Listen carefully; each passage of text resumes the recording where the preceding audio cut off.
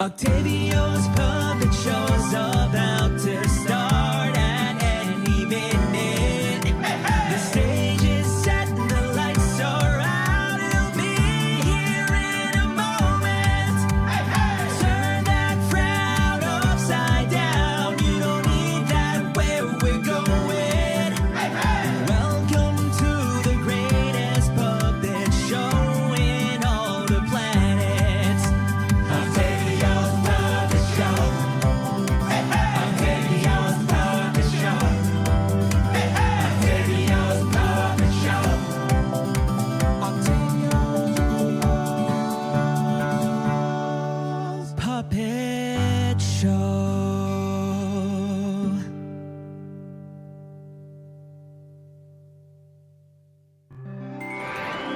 Hello, hello, hello. What's going on, Octoposse?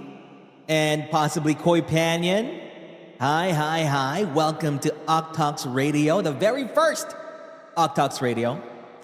It's the same OcTalks you know, with all the segments that you know, as usual, just with a little bit more music, a little bit more performances and flair.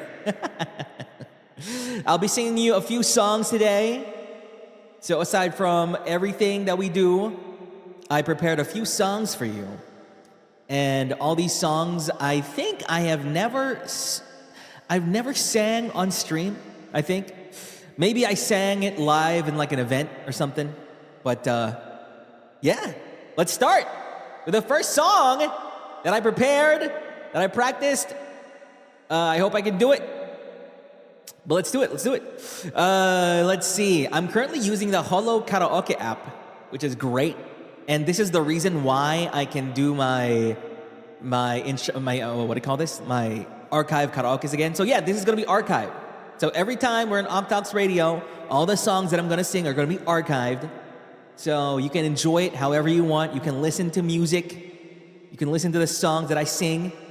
So basically, what's going to happen is every month we're going to have an archive karaoke. There's a small archive karaoke. And it's going to go great. And also, I'm going to learn some new songs in the process. Okay? All right. First song is...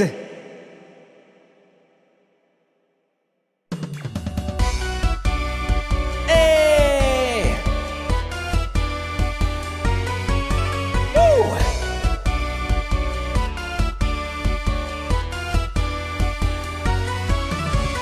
Each shoe no mabataki hoteli da 13-14 kusata chomi super isu de ne ittai na kono te ni gusari da 30-40 kureta yo ni smile de ne rindo ai o kasanete rindo耳飾りrindo iso kakushite rindo kitto bara bara bara ra ra la you and me you and me bado play hipate bara bara bara ra na you and me sudeni soko mireba aku bara bara bara ra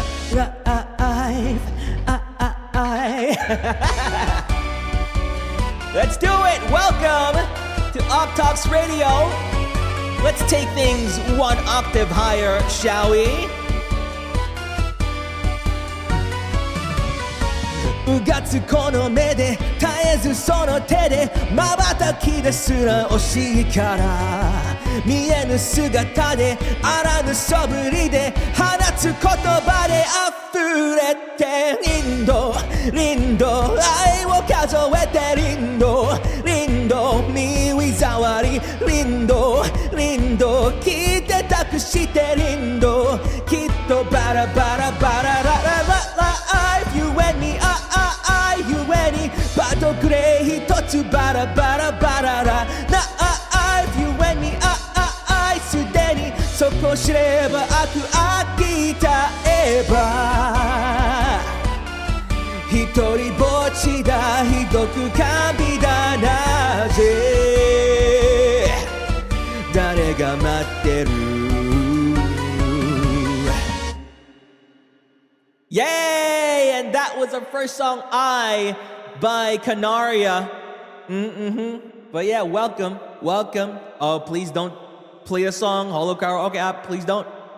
But yeah, like Kanaria, I've been in a very Kanaria mood recently, especially with the release of me and Hakka's cover of NeverFiction, which is just recently released, so please check that out if you wanna. Just go to my channel and you can see it. But for now, I think it's time we officially start the actual segments of OcTalks Radio. One thing here is I need to set up.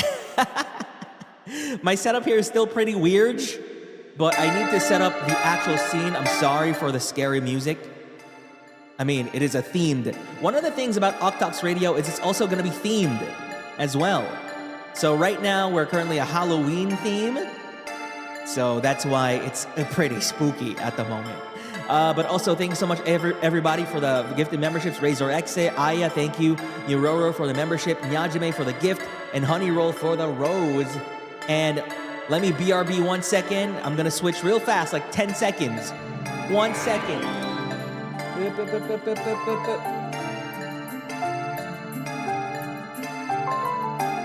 I commissioned a logo, but it didn't reach. It unfortunately didn't reach our thing right now. But here we go.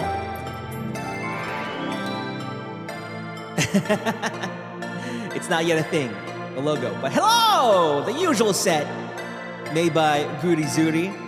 That's pretty scary. I know. Let me remove my reverb. All right. Chalk Warrior, congrats on the upgrade to the format for OcTalks. Yippee, yippee! So Shinri is gonna join me a little bit later. He's gonna join the member submitted questions segment, which is gonna happen in around an hour. But for now, what we're gonna talk about to start with is the previous schedule, as per usual.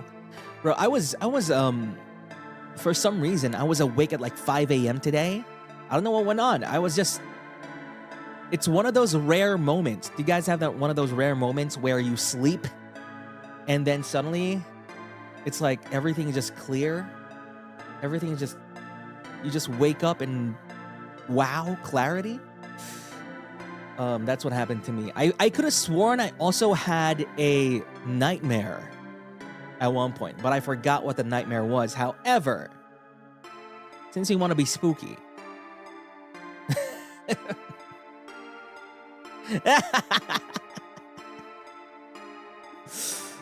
woo! Woo! Spooky. You can see my glowing eyes in the middle of these holes. Thank you so much, Nekocha, for the Halloween assets. Part of the Halloween assets also are the puppets, the puppet pumpkins over in the lower left. Izukaze, scary. Thank you for joining Shadow Puppets. Thank you. Wow. Woo! Okay, let's remove this. It's getting really hot. It's getting really hot inside that blanket. This is so stupid. Who are you? What did you do to Tavi? It's me. It's me underneath the thing. Wow. I wonder if, does Shinri have a ghost fit? I wonder. We'll see. Oh, by the way, I'm sorry for the confusion. I'm sorry for the confusion with regards to the scheduling for this OcTalks, as well as the HoloMarches stream. But I swear to God, it was scheduled yesterday. But then, things happened that we needed to delay it, and that it was scheduled yesterday at around 12 p.m. as well, midnight for Gibby and 12 p.m. for us. But things happened. It could have happened yesterday, and now it's happening today. I mean, yeah, a little bit later. So that's great. It all worked out. What's funny is that they scheduled the 9 a.m. stream at 1 a.m. for me when I was sleeping. So I was like, then I woke up and I'm like, bro, I have a stream at that time. I woke up like 7 hours later. Like, huh?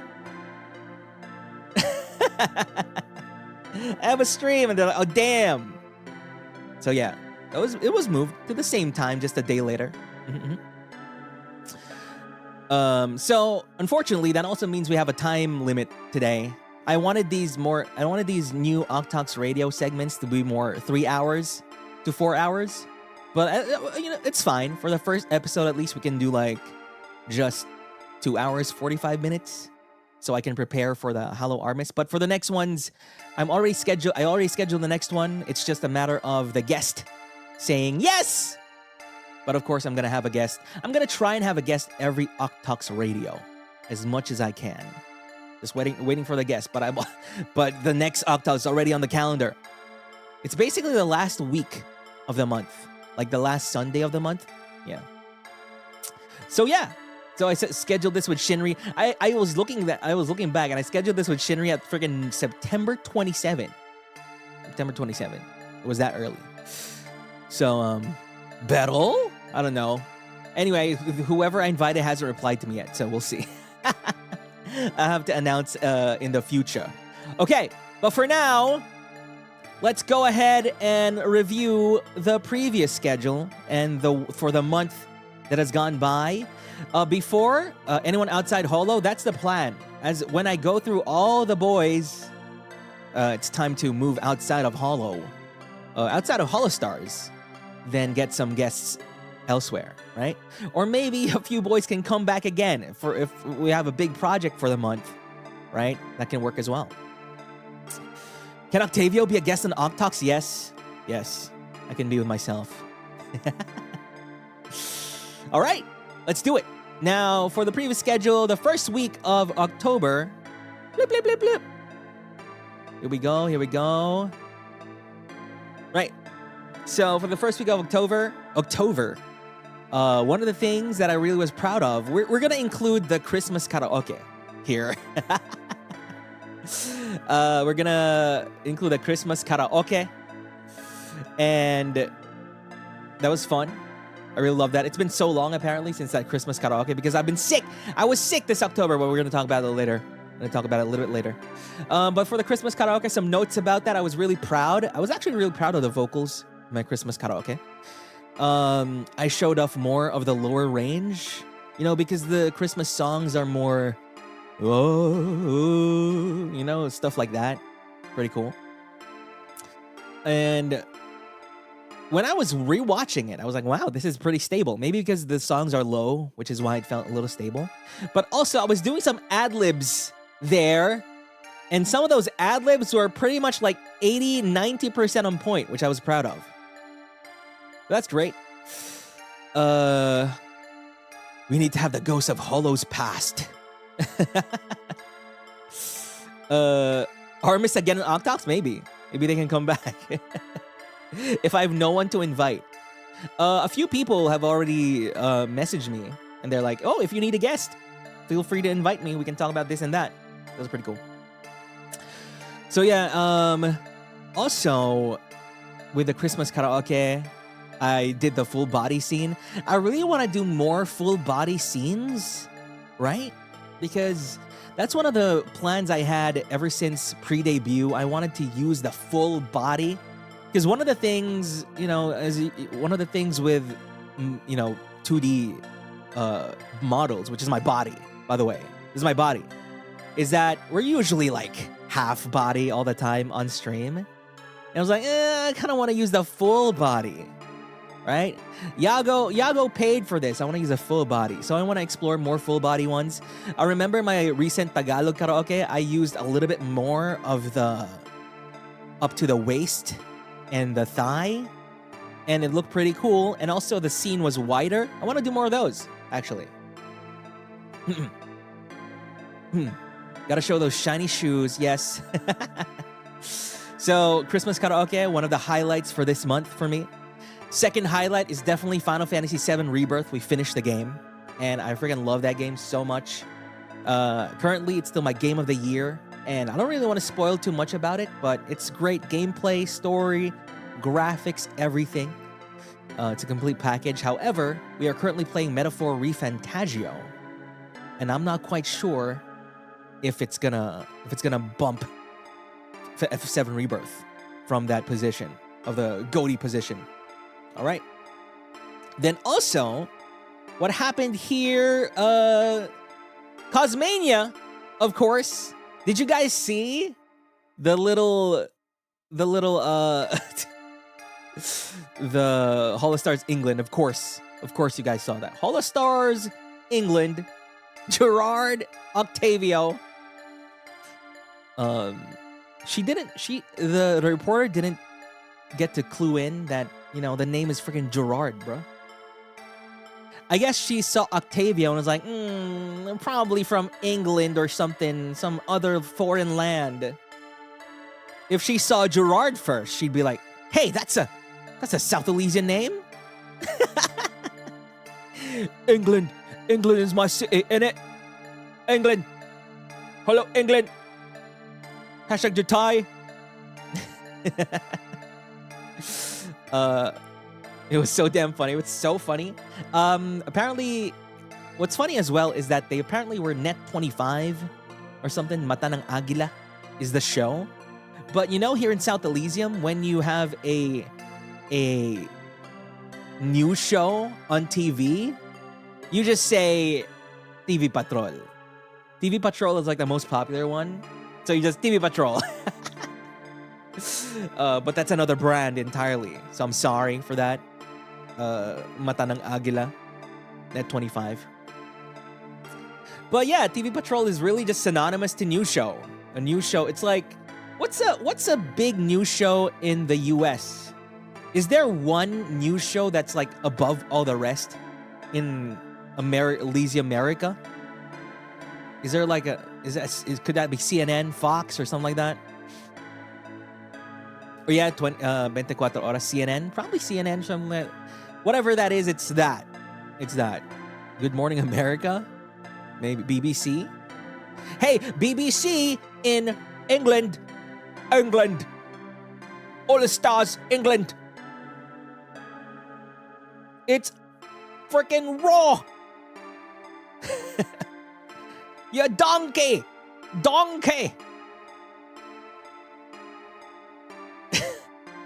I am Gordon Ramsay. It's funny that my two main English things are Gordon Ramsay and Harry Potter. Those are the two main British things that I know. It's fucking raw. The only national icons of England. Oh, Gordon Ramsay is Scottish. You donkey. Wingardium Leviosa. I can't even do the British accent of Wingardium Leviosa. Mr. Bean. You know, the funny thing about Mr. Bean is that Mr. Bean is British, but he doesn't speak in the show anyway, so there's really no way to know. He's just like, you know. So, I guess, yeah, Mr. Bean is a British national icon.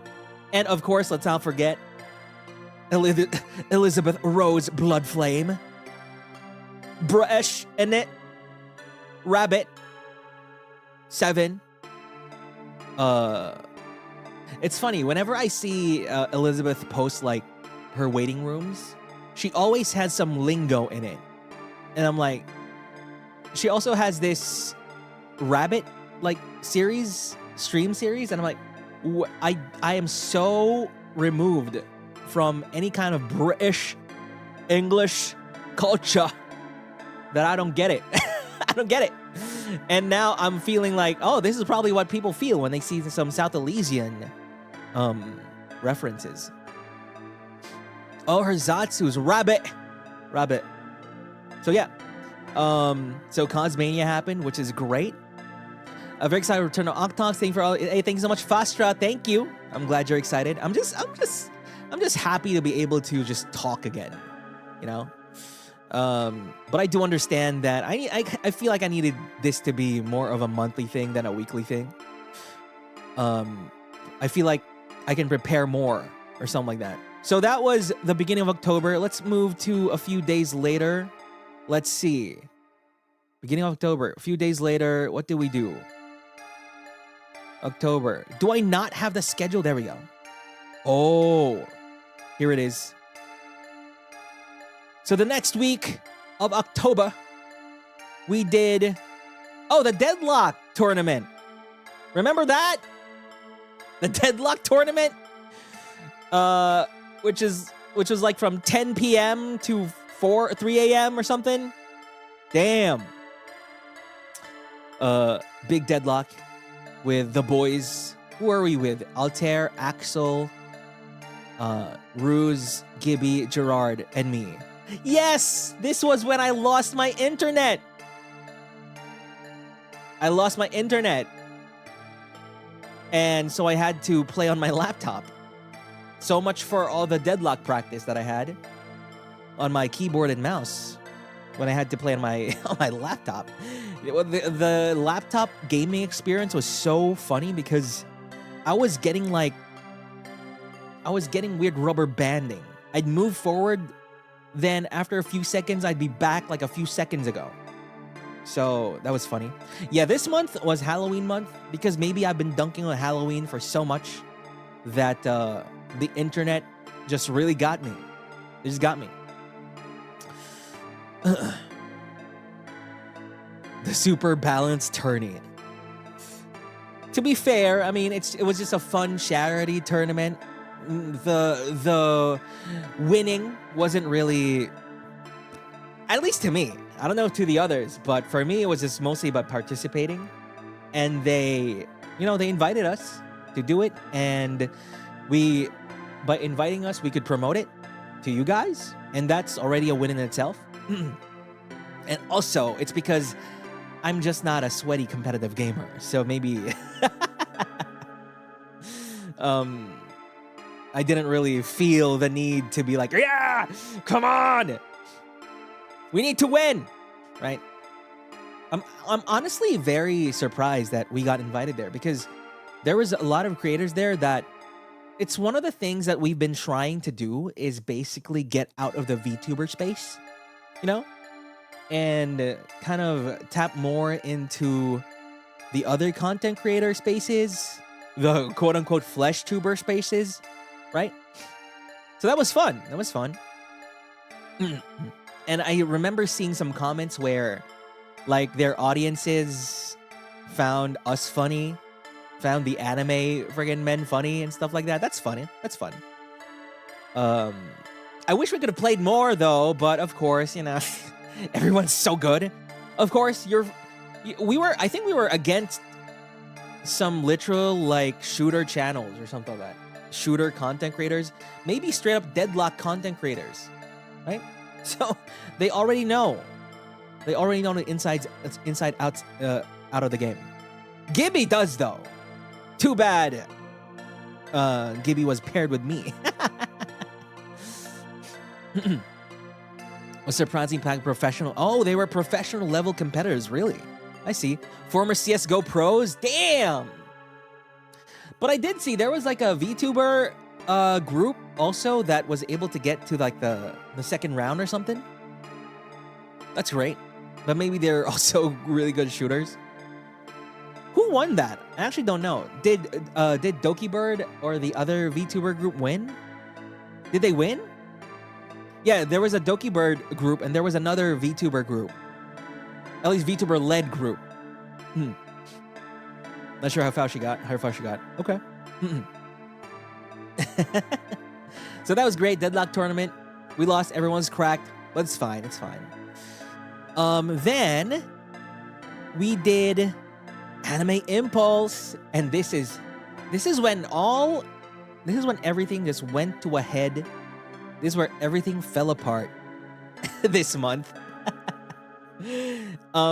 It's basically the whole thing where the faster you rise, we were rising steadily with Cosmania. Then next week we got Aiba. And then after a peak, that's when you fall down. That's when you fall down hard. But Aiba was really fun. Anyway. Wait, let me just do something. There we go. Aiba was really fun.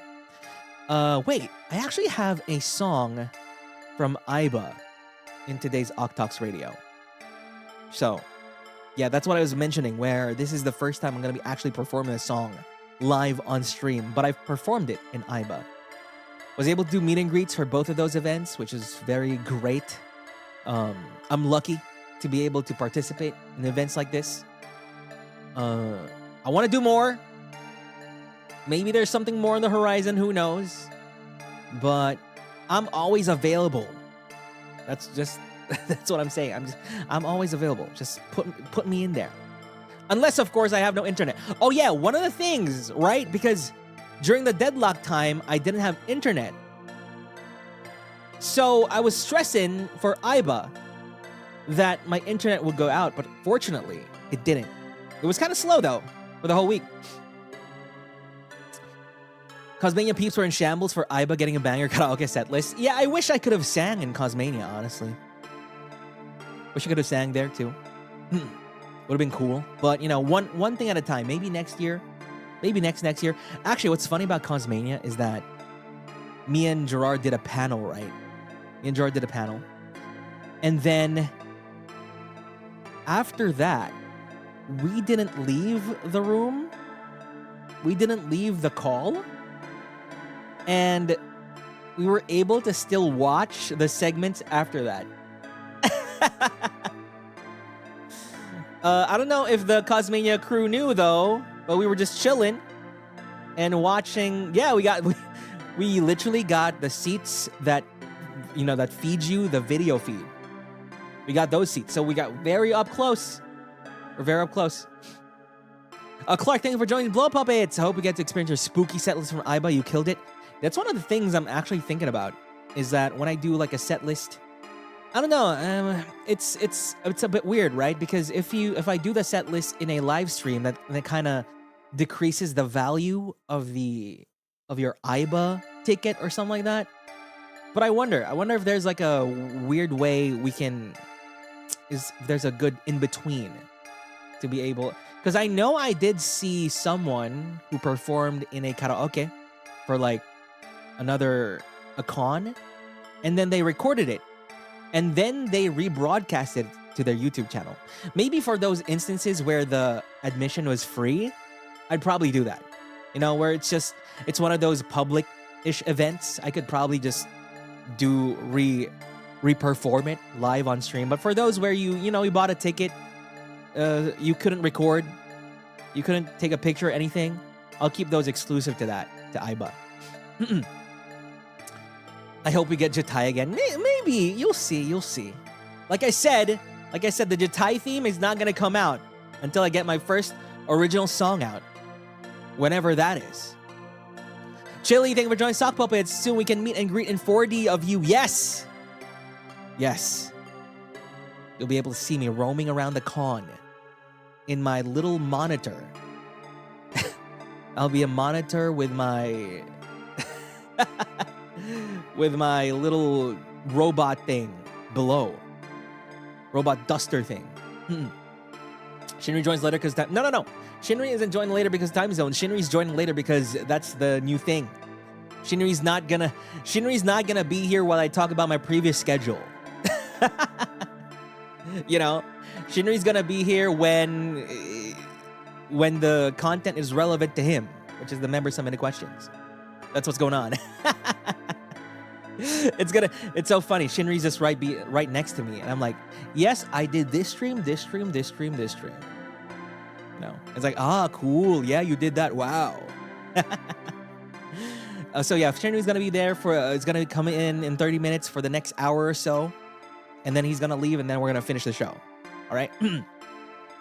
Yeah, Shinri's right next to me. Hey, Shinri. Yeah, are you having fun eating your pizza? Oh, there's a ghost girl there? You're friends already? Whoa.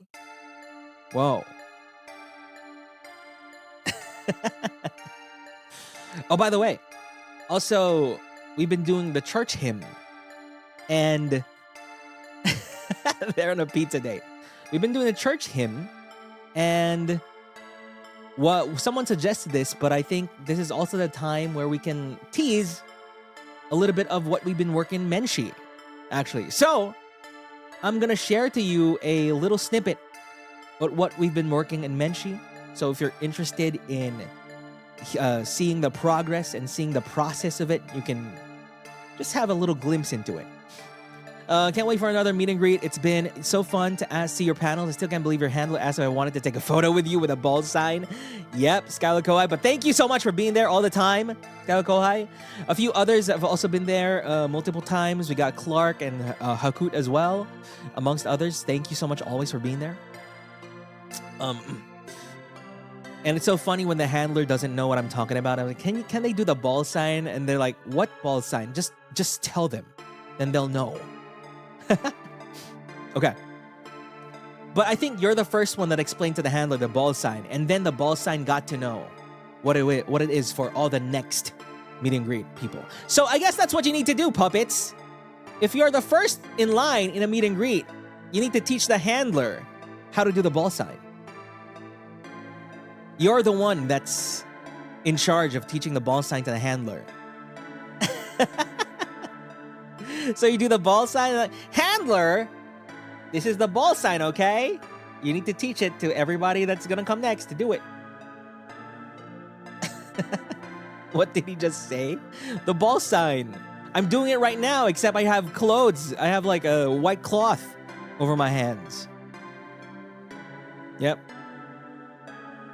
Unfortunately for stuff like Aiba, they have the TV like vertical, which shows my waist and a little bit of my thigh. So unfortunately I can't bring out the ball hand asset for those moments, because you'll see I have 4 hands. But for Cosmania, I was able to do it because we were widescreen, we were horizontal, we were 16:9. The what sign? I'm gonna show it to you. The ball sign. Here. The ball sign is this. Can't even see it because it's so dark. It's so dark.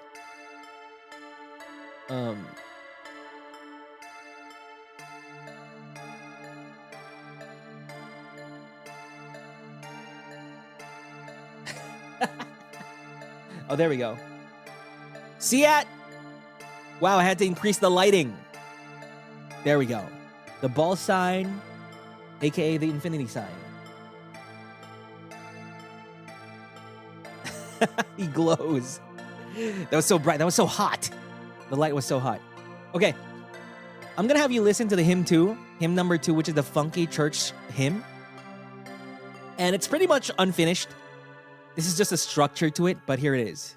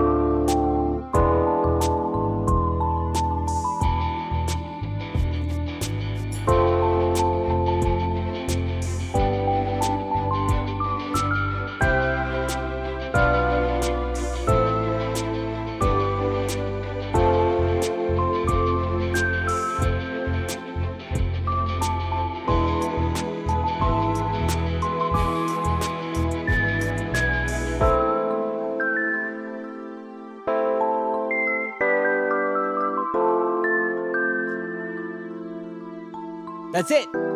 That's it. That's it. That was so cool, actually. It's shaping up to be more complex than I wanted, but cooler than I wanted as well. So that's very unchurchy, but it's still pretty cool. It's a funky church hymn. Now the little tung, tung, tung, tung, the melody that you hear is gonna be replaced by vocals and lyrics. So next Menshi, we're gonna be completing the song, and then hopefully we can complete the song and then start working on the lyrics. But yeah. So again, we're working on those hymns for our plans for Christmas, which we're gonna be doing Simbang Tavi, which is basically a series of streams leading up to Christmas. Which is basically like a Sunday Mass. Which is structured like a Sunday Mass. But is more for looking back at events and moments for the whole year. You know, we're gonna become super sappy and super nostalgic for Christmas. Okay? Simbang Tavi. It's called Simbang Tavi because Simbang Tavi is basically our play on Simbang Gabi, and Simbang Gabi is like this mass that we do in South Elysium at like 5 a.m. or something, 4 a.m. leading up to Christmas. That's like a few days leading up to Christmas. That if you complete, you get like a free wish or you get an answered prayer or something like that. We're not gonna do it at 5 a.m. though. We're gonna do it like more like 8 p.m. or something. Can you have a wish if you have a Simbang Tavi? Yeah! I think the end of Simbang Tavi was the cover release. You know, a Christmas cover release? If I can finish it. So yeah. So that's it for this week. Let's see. Now, after Iba is when I got frickin' flippin' sick. And I wasn't able to stream for like 12 days. Yeah, 12 days. No streams. God. Yeah, we're cooking. 12 days. So it was a combination. I didn't get sick immediately, but I was taking care of a relative at the hospital. I am like the closest to the hospital, so I'm like, you know, the culture here in South Elysium definitely is there's always a relative. You know, if a relative is hospitalized, there's always a bantay that sleeps in the hospital. I was the closest. I'm the closest one there. So I'm the bantay. And the bantay is basically the guy that buys the medication, that talks to the cashier, to the you know, everything and does everything and stuff like that. In the middle of that, after around 4 days of that, I got sick. I got sick. I got the fever, I got the colds and everything. But I was the bantay, so I was in the little, they provide you with a little side, it's not a sofa, it's just a little single bed, like a half bed. It's not even a single bed, it's half bed. And I was there, I had my blanket with me, and I blanketed my whole self. So that then I wore my mask, of course. And then whenever I needed to cough or needed to sneeze, I'd go to the toilet to sneeze there and stay there for a few minutes for the exhaust to take up all the friggin' sneeze or something. And then go back. And then cover myself again in a blanket so that my breath, you know, doesn't go through the whole room, so that the sick person doesn't become even sicker. Right? There were days though where other relatives would come and they'd replace me. So I'd be able to go home for the day. Then the next day I'd go back. Right? Who's the bantay of the bantay? But yeah, we were finally able to get out like after a week or so, and now we're back. Then I just took a few days rest, and now we're back. And here it is. We started again Monday 21, and the new thing here in this week was the Metaphor Refantasio. We started a new DDDXP. If you didn't know, DDDXP is my dangerous deep dive playthroughs, slowest playthroughs in the planet, where we look at every item description, every lore piece that we can find, every game mechanic that we can unearth and take advantage of as much as we can. For Rebirth, it was technically impossible or else I'd balloon my playthrough to like 200 hours. But for this, it looks doable. But we'll see. We'll see. Then also, this was also the week of the cover release, NeverFiction, which is great. Actually, let me give you the link for NeverFiction. I guess I can talk a little bit more about NeverFiction. Let's see. Talk a little bit more about NeverFiction videos. Thank you, by the way, so much for streaming NeverFiction. It's currently... Ooh, no, don't play it! It's currently at around 30K, which is great. Don't play. No, not the VOD. This was supposed to be an archive VOD, not an unarchived VOD. Yeah. And Hakka came up with Eternal Sun, which is Griff. Honestly, what a freaking cool, really cool name for a duo. And I'm glad people liked it as well. And there was a funny comment on Twitter. It's like, I can't believe Tavi and Hakka are naming themselves Eternal Sun.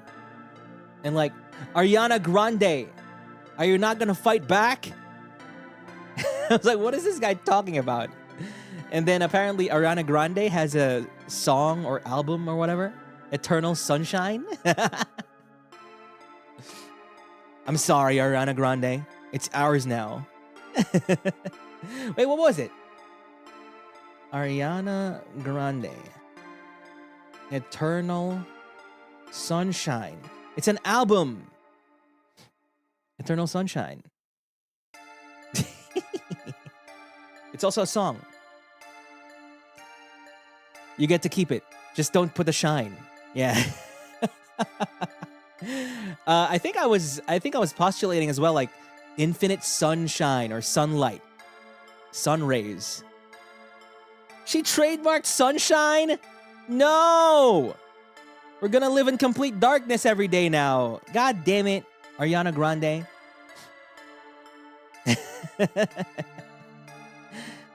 You're not gonna get the sunshine if I steal the sun. You're right. You're right. Sunballs. Eternal sunballs. Oh, this is also the time I collabed with Altair, Axel, and Gibby for Mario Party. Jamboree. It's not in the schedule, but we did it. We did it. This is a win for the vampires. So, I knew that the collab for the Mario Party one was like 7 a.m. or 6 a.m. for me, actually. But it's one of those occurrences where Altair invited. Here's what happened.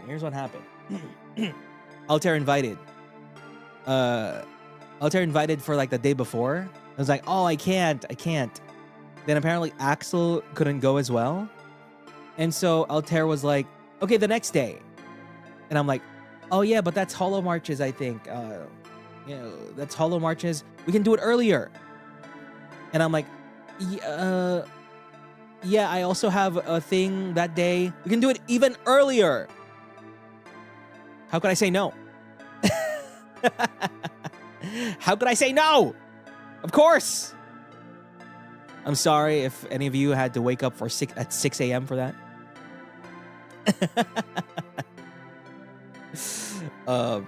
I think, I'm not sure, but I think we're planning on doing another one. But I'll let them announce it, not me. I don't know when it's gonna be, but I do want to join. I think they said that there's an 8-player mode or something. We definitely need to do that. No apologies, the leader wanted his boys. The early bird people rejoiced that day. There was something funny that I saw on Twitter, though, regarding the Altair Octavio duo name. Someone said that Altair said something like, he wants our duo name to be more yaoi. Is that real? Or is that just the Blue Balls? Team Blue Balls?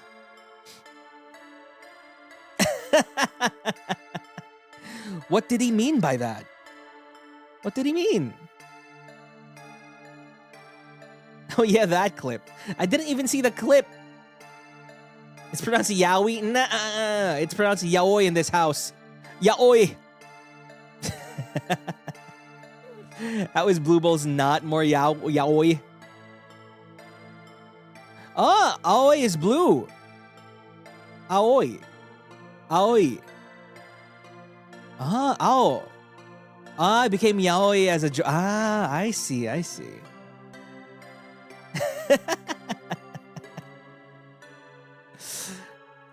The reason why I don't call it yaoi is because my South Asian accent will call it yaoi.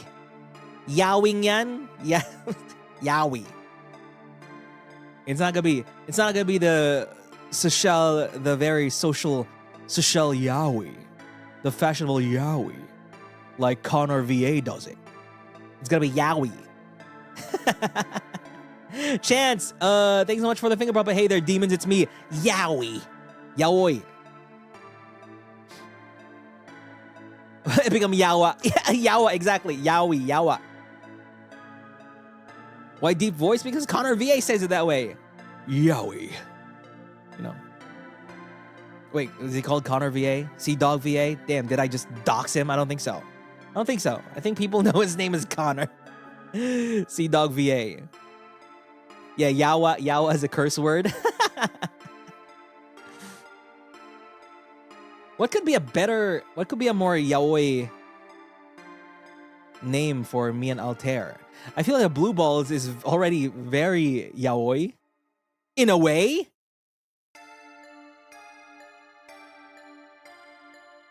Caressing blue balls. Eternal blue balls? You're kind of implying that only Altair has the blue balls.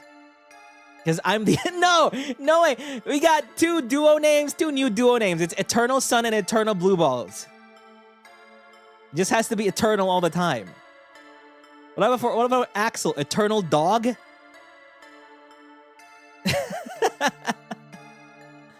At least for just blue balls, you know, it's kind of like the thing we share. Blue balls.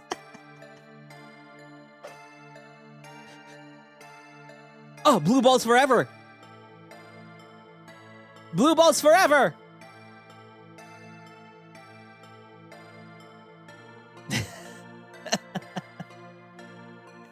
Infinite blue. That's pretty cool, but also pretty funny at the same time. When you know the context. It's so long. Then replace it with number 4. Blue balls forever. 4 blue, 4 balls. 2 blue, 4 balls. Ima demo.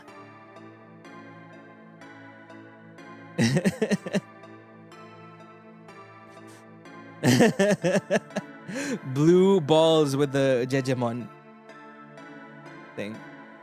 Okay. But yeah. Now today, after all of that, Mario Party Jamboree, then the NeverFiction cover, right? We're finally here at the OcTalks Radio, the first OcTalks Radio, which is basically the same. Right? People who have been here since the beginning, it's basically the same, except for the fact that I'm using the date system that Plave does for their PL radio in front of the title. You know, just to be a little bit, you know.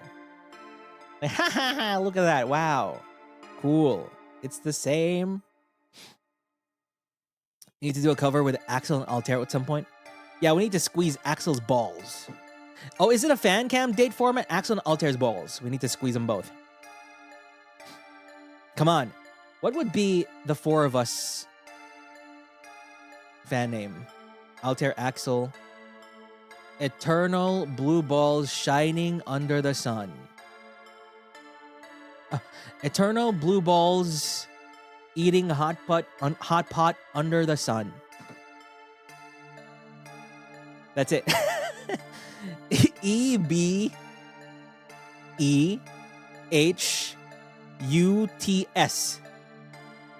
It's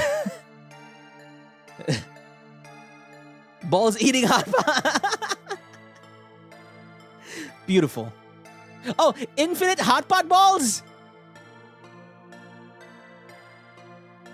in the summer?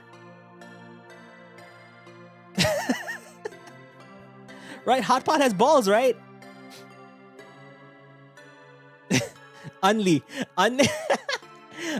hot pot balls in the sun.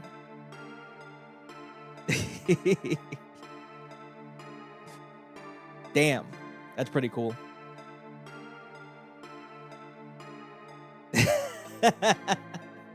All right, but that is it for the previous schedule.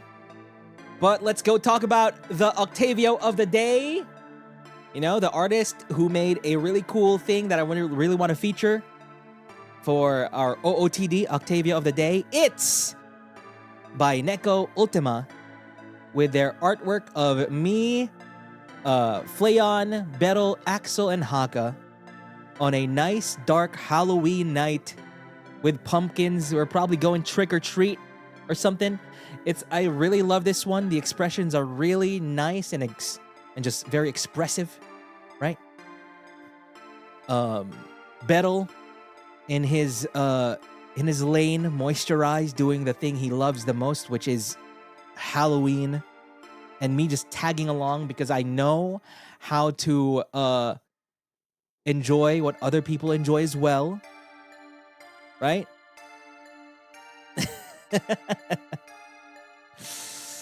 Oh, it's a commissioned artwork? Wait.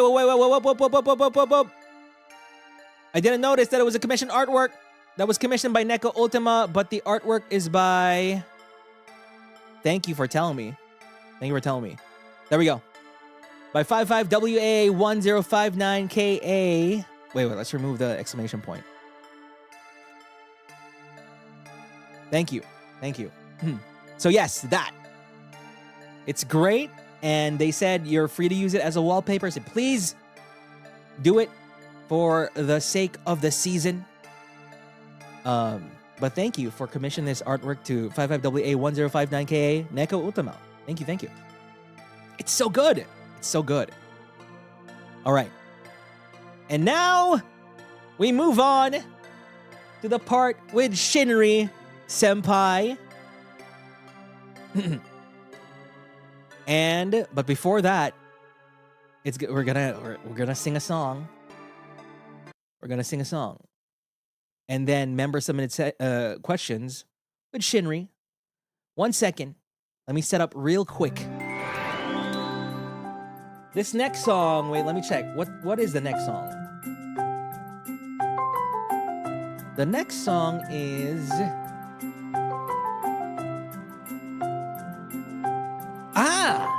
What a cool next song. Hey, yo. Okay, let's do it.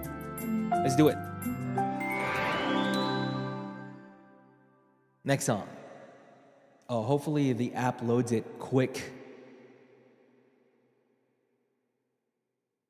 There we go. Load it, please. Let me bring up the lyrics.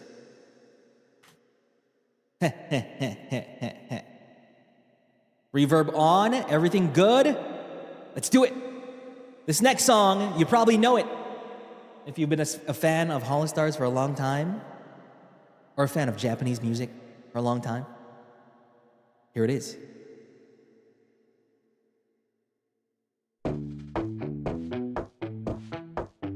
Hey!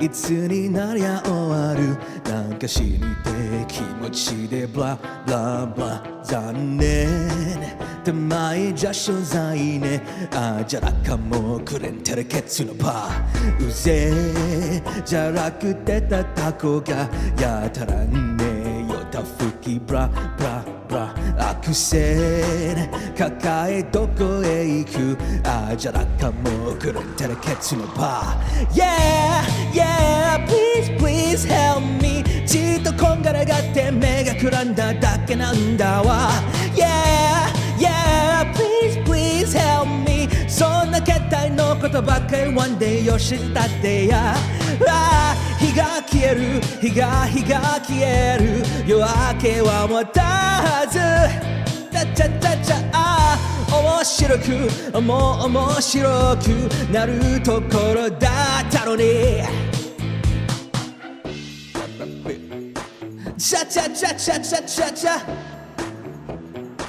チャチャチャチャだらしね義理もヘチマもね半端ぬかし死ぬまでブラブラブラ雑念そりゃ渡りぬ船あじゃらかもくれんてるケツのパーツレ一ビリのガキが勝手やらかし髪はブラブラブラおんねんこれじゃ気が済まねあじゃらかもくれんてるケツのパーさあどこからどこまでやればいい攻めくの果てに覗けるやつがいい飛んで滑って泣いてみた顔が見たいどうせ俺らの仲間入り Yeah, yeah, please, please help me そんな過ちは人の常なあんたをどうすんだ Yeah, yeah, please, please help me あんな獲物持ったらこうなるそりゃあんたのせいやんか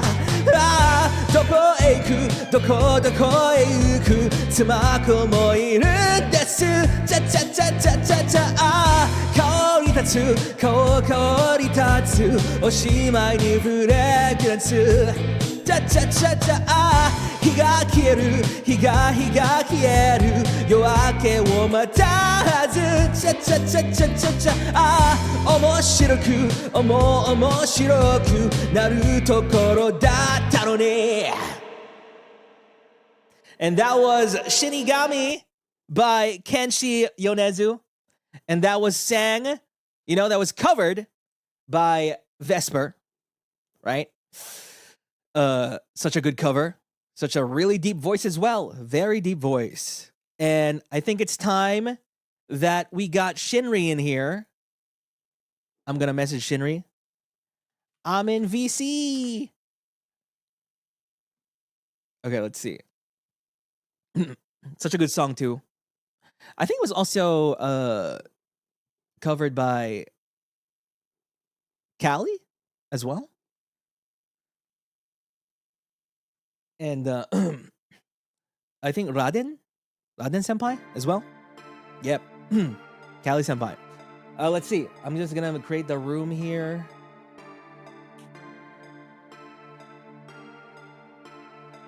Let me set this up first. Shinri is coming soon. Flip, flip, flip, flip, flip, flip, flip.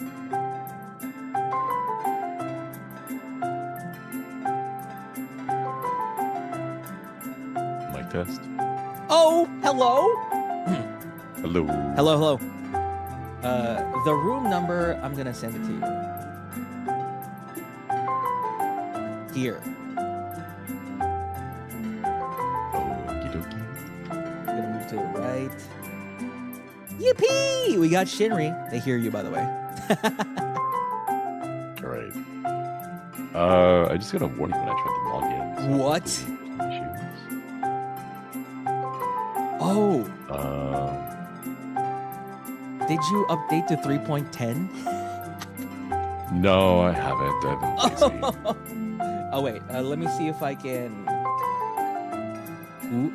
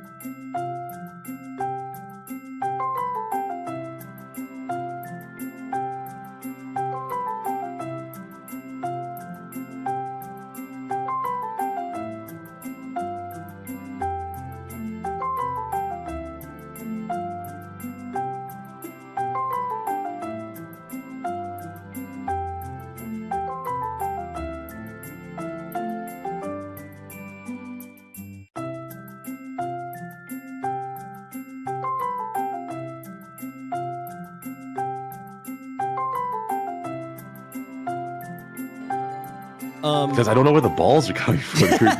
You have an infinity symbol.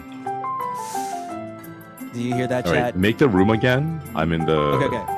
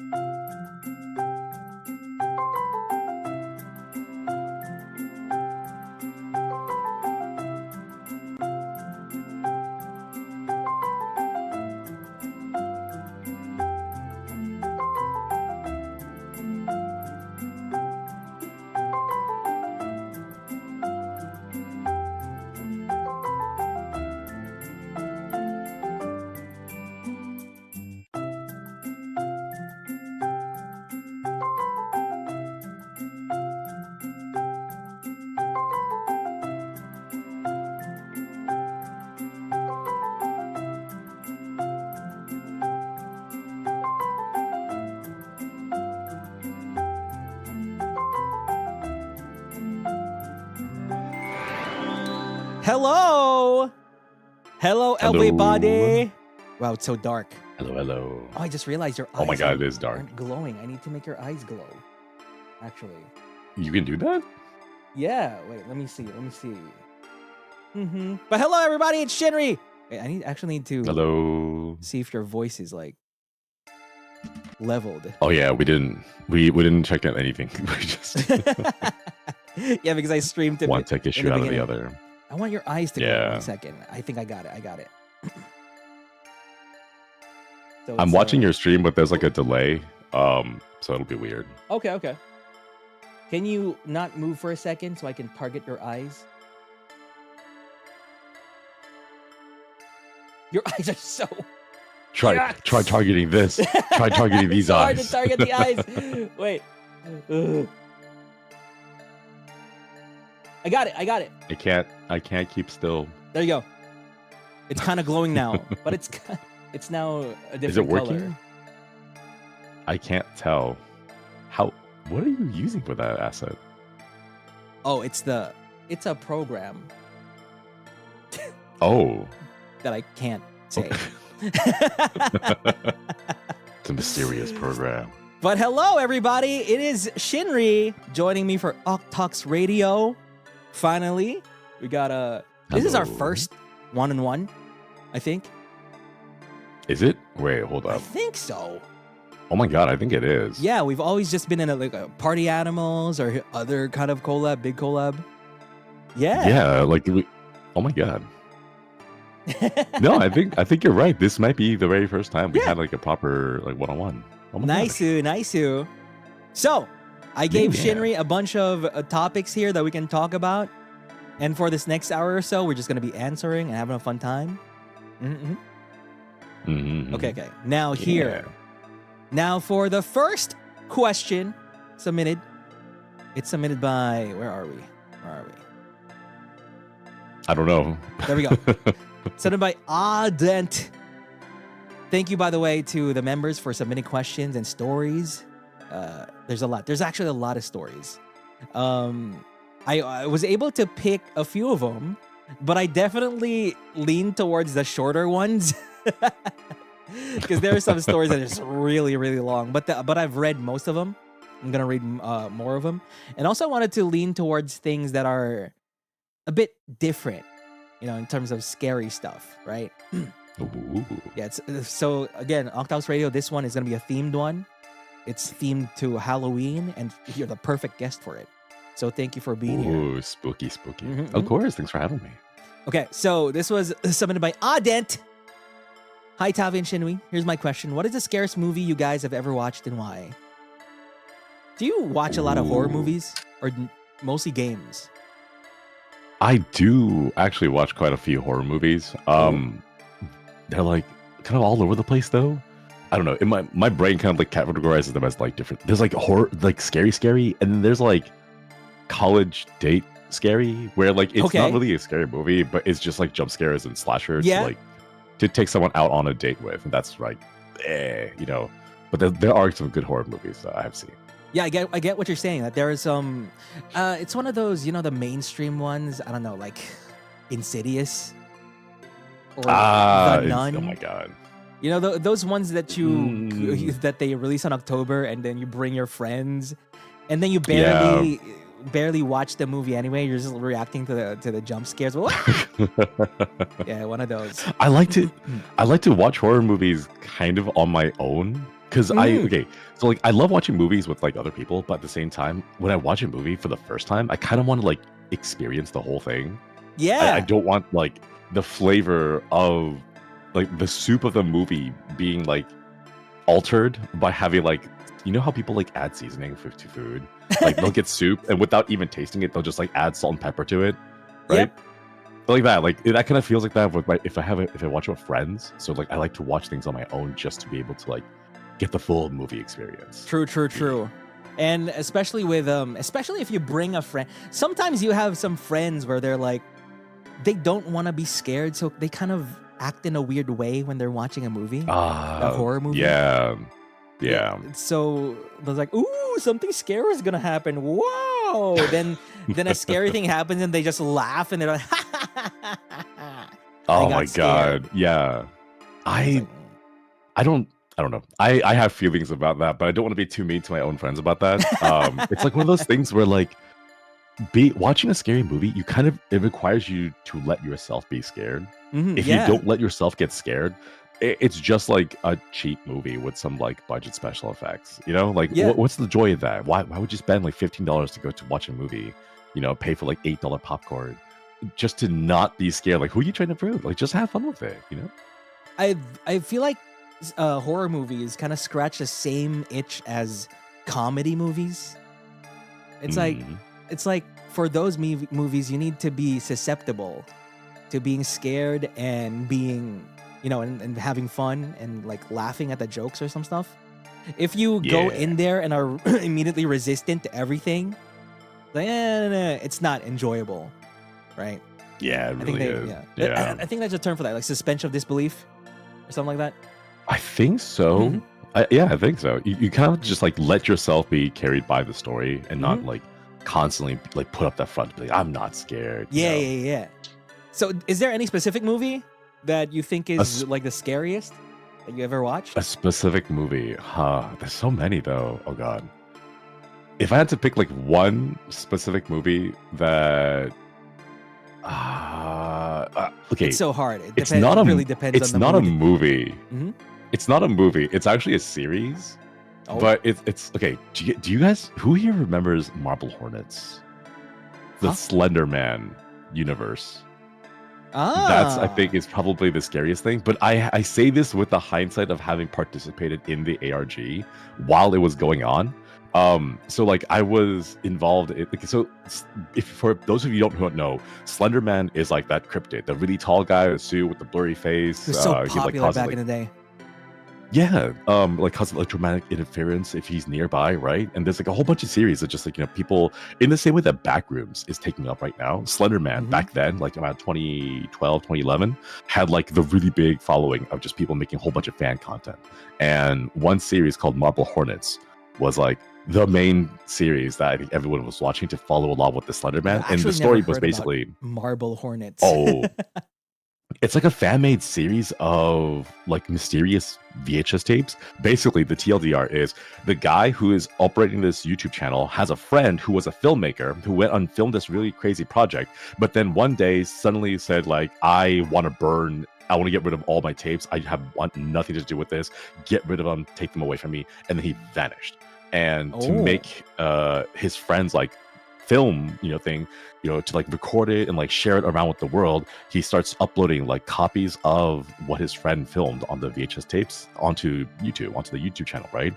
And like every week or so he would upload a new video that like showed a little bit more. And it's like, it starts with the whole happy like, oh, the guy's college film student and everything, but then like something weird happens in the forest and like, what's the ARG part of it? The ARG part of it was the fact that like the entire thing was it's not drip marketing, but like it's building a universe, but it's doing it in universe. It's like world building within universe, and everyone kind of followed along with it, trying to like find clues from like the different like the strange like cryptic descriptions, the weird messages, or the video shorts that like they show up and it's a bunch of blurry messages, but then like a string of numbers or like some text will appear briefly for like one frame and then disappear. I see. I see. For that kind of stuff. What I know about I don't know if ARG is the correct term, but I feel like I know some of these media projects where there's actual physical things outside. Like they put actual physical things in certain locations that you can go to unlock a clue or something like that. I've been so scared of those. I've heard of ARGs that do that, but then I keep thinking about that one story from 4chan where like the guy posts.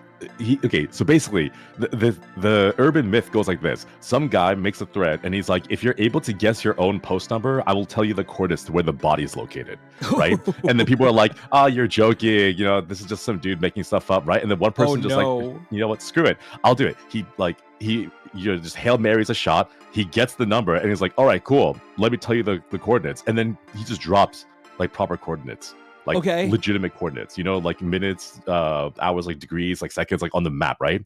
And then one person's like, hey, I live near there, I want to go visit there, take photos, and I'll report back, right? The dude shared like a bunch of pictures. They're all blurry. It's at nighttime. It's like, I hear someone. There's someone coming in. This is supposed to be like an abandoned place, but I don't know where the body is, right? And then he just stops posting entirely. He just gone. Oh, shit. Okay. Oh, no. So like, I'm really scared of like ARGs where you're like, go here. There's totally not a murderer over here. Someone can take it too far. That's a big possibility. Someone can just be like, it could also straight up, there's a body. Right? Exactly. It's very dangerous. With that kind of stuff. I guess I could never do that here in South Elysium. It's just scary in general outside. Who knows what happens? What'll happen to you? You just disappear, get kidnapped or whatever.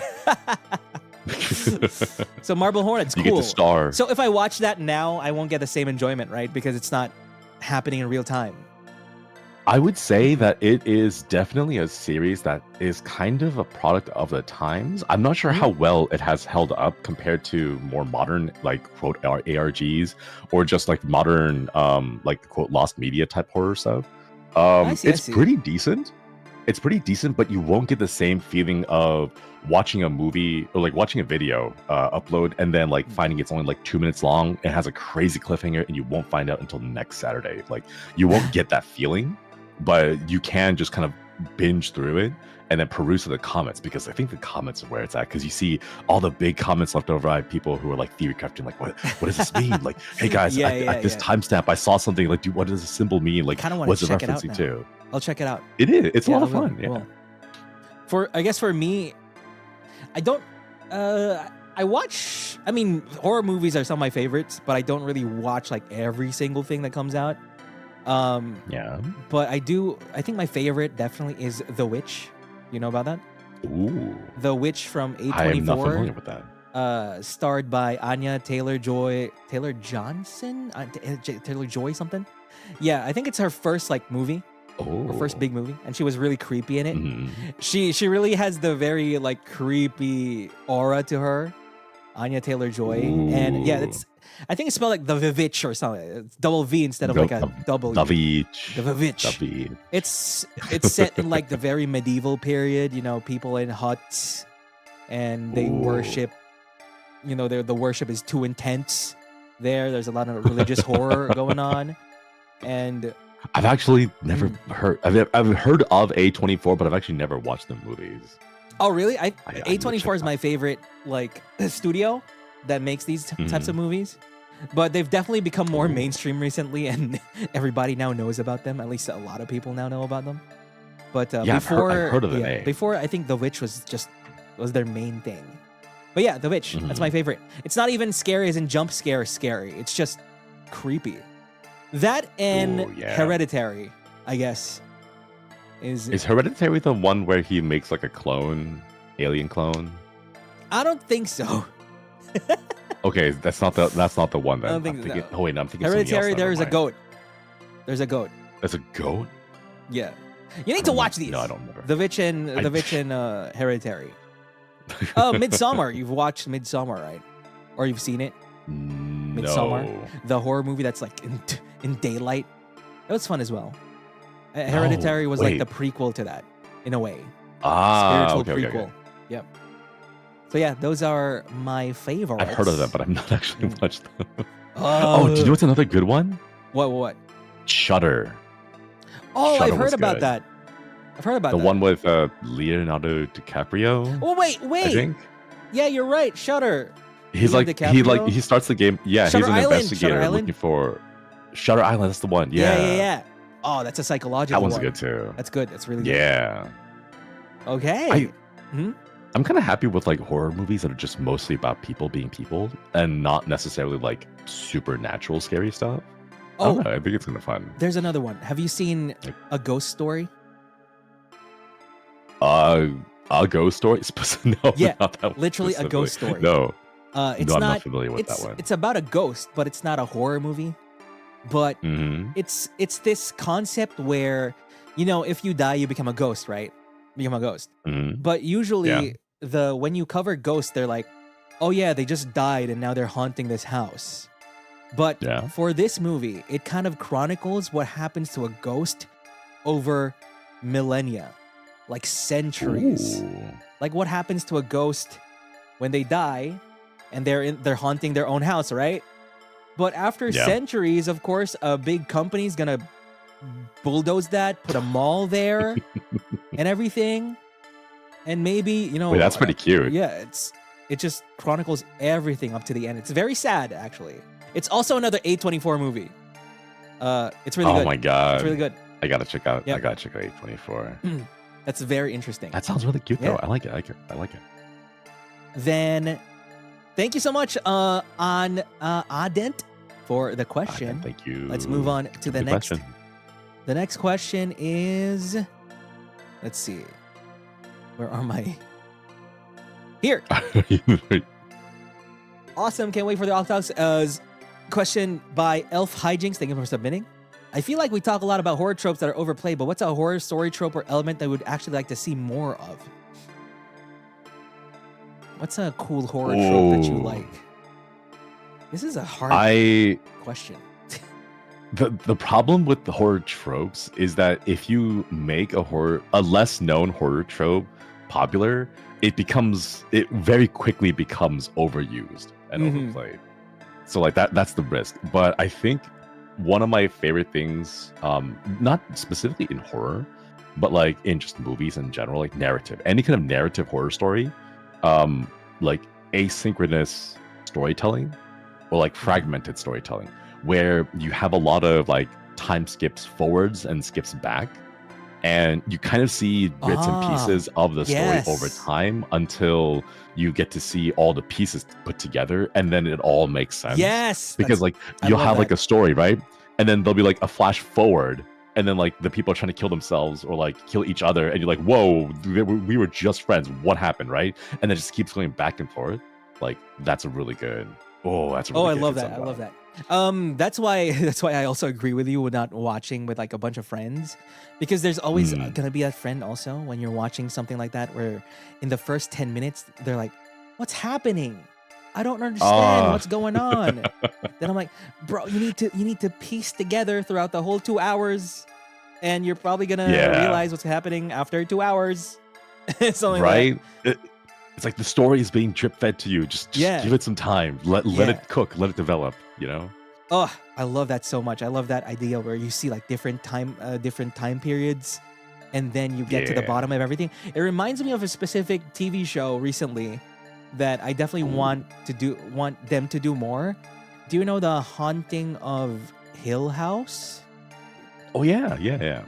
Yeah, there is a twist there. I'm not gonna spoil, but it's basically no spoiler. Basically, you're watching the show happening in real time, but there are elements where there's a big loop somewhere in there. Then anyway, there's a big loop from the future that happens while you're watching, and it's a big plot twist. I can't really describe it without spoiling. It's hard to do. Yeah, and then everything's just pieced together at the very end. I love that stuff. Yes. Oh man, that's really good. Another specific trope I want to see that's like specific to horror is I want to see more horror that's from the perspective of the antagonist. Or I guess Oh. technically be the protagonist, like regardless, but like the bad guy of the story. I want to see more of that. You know? Oh, actually, I now that wanna I think see- about it, I don't really know any that's like that from the perspective There's a perspective couple. of Pyramid Head, you know, or something. I don't think any big AAA title will ever do that because it's a little bit risky, and Yeah. it is unless your like audience is able to pick up on the small nuances and details. Most likely, they will not understand because everyone's kind of used to like the person you play is the good guy.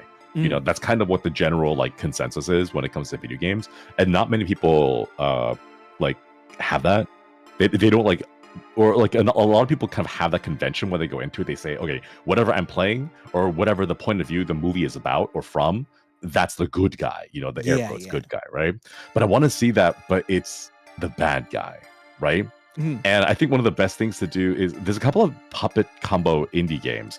One of them is like from the point of view of a serial killer, and it's just a walking simulator. There's no like actual combat, right? But it's a walking simulator, and you play as this guy with a hand cam, and you're just kind of going through homes and stuff. It's like there's no like overt like blood or gore or jump scares. It's just you slowly going through people's homes because like they left a window unlocked, and then now you're going through this stuff, right? But you don't realize you do eventually. You don't realize that you're doing it from the point of view of the killer until like about halfway through, and then you realize everything that you're doing there is VHS footage tape from the past of what the killer did to like get into the house, and they were like documenting their own murder of someone else, you know? Like, Actually, that kind of stuff is really good. Yeah, the VHS found footage stuff. I love that stuff so much. I guess I want more of that. I want more of that. Yeah, because I remember there was a big kind of found footage craze at one point. You know, because people have suddenly started doing the first person perspective a lot more. Oh, I love that. The VHS found footage things. Is that a game? It's a puppet combo game. I forget what the title of it was exactly though, but I can find it for you later. Okay. Yeah, like Blair Witch Project, something like that. True. Yeah. Ooh.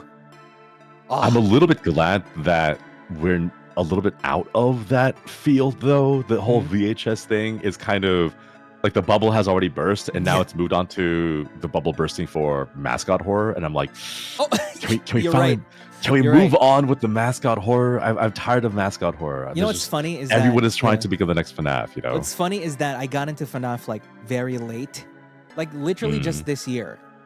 I got into FNAF. Yeah. Then I got into Poppy Playtime, and then after I played Poppy Playtime, I realized there's so much mascot horror. Everyone and their mothers are doing a mascot horror. It's like, oh, okay. Everyone wants that movie deal, that animation deal, that the merch deal. Oh my god, no, it's just too much. It's too much. No, 10 more. I tried FNAF playing games. FNAF. Yeah, I tried playing FNAF. I did not like it. The gameplay was I fell asleep in the middle of the game. It just did not. I think it was fantastic when it came out, but I don't know if it holds up anymore. Yeah, I think the thing I will play FNAF 1 at the very least, but I think just looking at the game, my struggle is actually, the gameplay. It's, you know, using the security cams and stuff like that. Yeah. It's definitely not my style of gameplay that I like from horror games. I know it works for like in the sense of like slapstick humor, you know, like there isn't really much to think about. It's just someone is panicking and a big jump scare happens and they scream and haha, go clip that moment, you know, clip it, ship it, that kind of stuff, you know, like it's great. It's great for that. But if you're not the kind of streamer who jives with that kind of content, then I don't know if it really works for you. Yeah. Also, for someone like me, I want to go in there looking for like story and like character development, lore and background. Oh yeah, lore, yeah. None of that is in the game. Yeah, there's a lot of FNAF lore. None of it is in the games. Oh really? Apparently only a little bit of it is in like the sister location game, and then the majority of it is just through outside. Yeah, outside of the game. I like, see. The movies, the books, the tweets from the developers and all that. So okay. I really thought there was like a lot of stuff in the game. No, there's very So little. it's in the game. outside. Okay, I see. I don't really know what to feel about that stuff. There's a bunch of new games and I guess series that you get the lore from elsewhere and it's not in the game. I don't like that. Yeah, true. I understand. Okay, like if the entire point of it is to be an ARG, where like the experience is intended to include other things from outside of the game, sure, that's fine, right? But if it's not set out from the beginning to do that, like I feel like a player who plays a game should be given the complete package within the game, even if it's hard to find or discover, or maybe like secret true endings and whatever, right? I think like it should be included in the game. Yeah. If I have to go find someone's tweet, which we all know Twitter search is incredibly useless because, you know, it doesn't work. Twitter search doesn't work, right? But if that's where I have to go in order to find a thing, and I joined the fandom late, like I joined like 5 years too late, and now I have to dig through like hundreds of tweets, which I don't know might be relevant to the story or not, because, you know, they don't even tag it as like, this is canonical information to whatever game, you know? They don't do that. So like I don't like it when you have to go outside. It's like with freaking Kingdom Hearts. Of course, I relate everything to Kingdom Hearts. At least for Kingdom Hearts. Oh my god. 90% is in the game. However, people have a problem with the games being not just, you know, Kingdom Hearts 1, 2, 3, 4, 5, 6, 7, 8, 9, 10. It's like Kingdom Hearts 1, then you play Birth by Sleep, then you play 3 for Day over 2 days. Like, guys, those are all main games. That's where all the lore is. Those are all main games. No. Buy that 3DS. There's no way. To play. I saw the chart. The 4th Kingdom Hearts. Yeah. Oh my god, that's right. One of the games on 3DS. Can you even get it anymore? It's the eShop is dead. So like you can't download it There anymore. is a game where you need to buy a DS to play. A DS or a 3DS, maybe. Oh my god. Because the collection that they have only has the cutscenes. But if it's specifically 3DS, because I remember the title being Dream Drop Distance. Yeah, Dream Drop Distance. Because it was a 3DS. Yeah, and I was 3Ds. like, that is the stupidest name that they put just to try to fit the 3DS. Shut up! Like, that name is great. Oh god, no, it was so stupid. The only reason I remember is because I thought it was so stupid. Like you guys went so hard to try to come up with a name. Yeah, 3DS. honestly, like, that's very funny. Actually, I think that was a thing during the 3DS era and all the 3D TV era. Everyone has been trying to come up with some clever meaning for 3D. And Kingdom Hearts was one of those. Stop it. They tried too hard. Okay. Thank you so much for the question, Elf Hijinks. Okay. Thank you for the question. Now we go to the next question here. From Xanard. By the way, question. In South Elysium, right, we have this urban myth. I guess it's a myth, but people actually do it. Where they sacrifice stray animals and children. What? Children?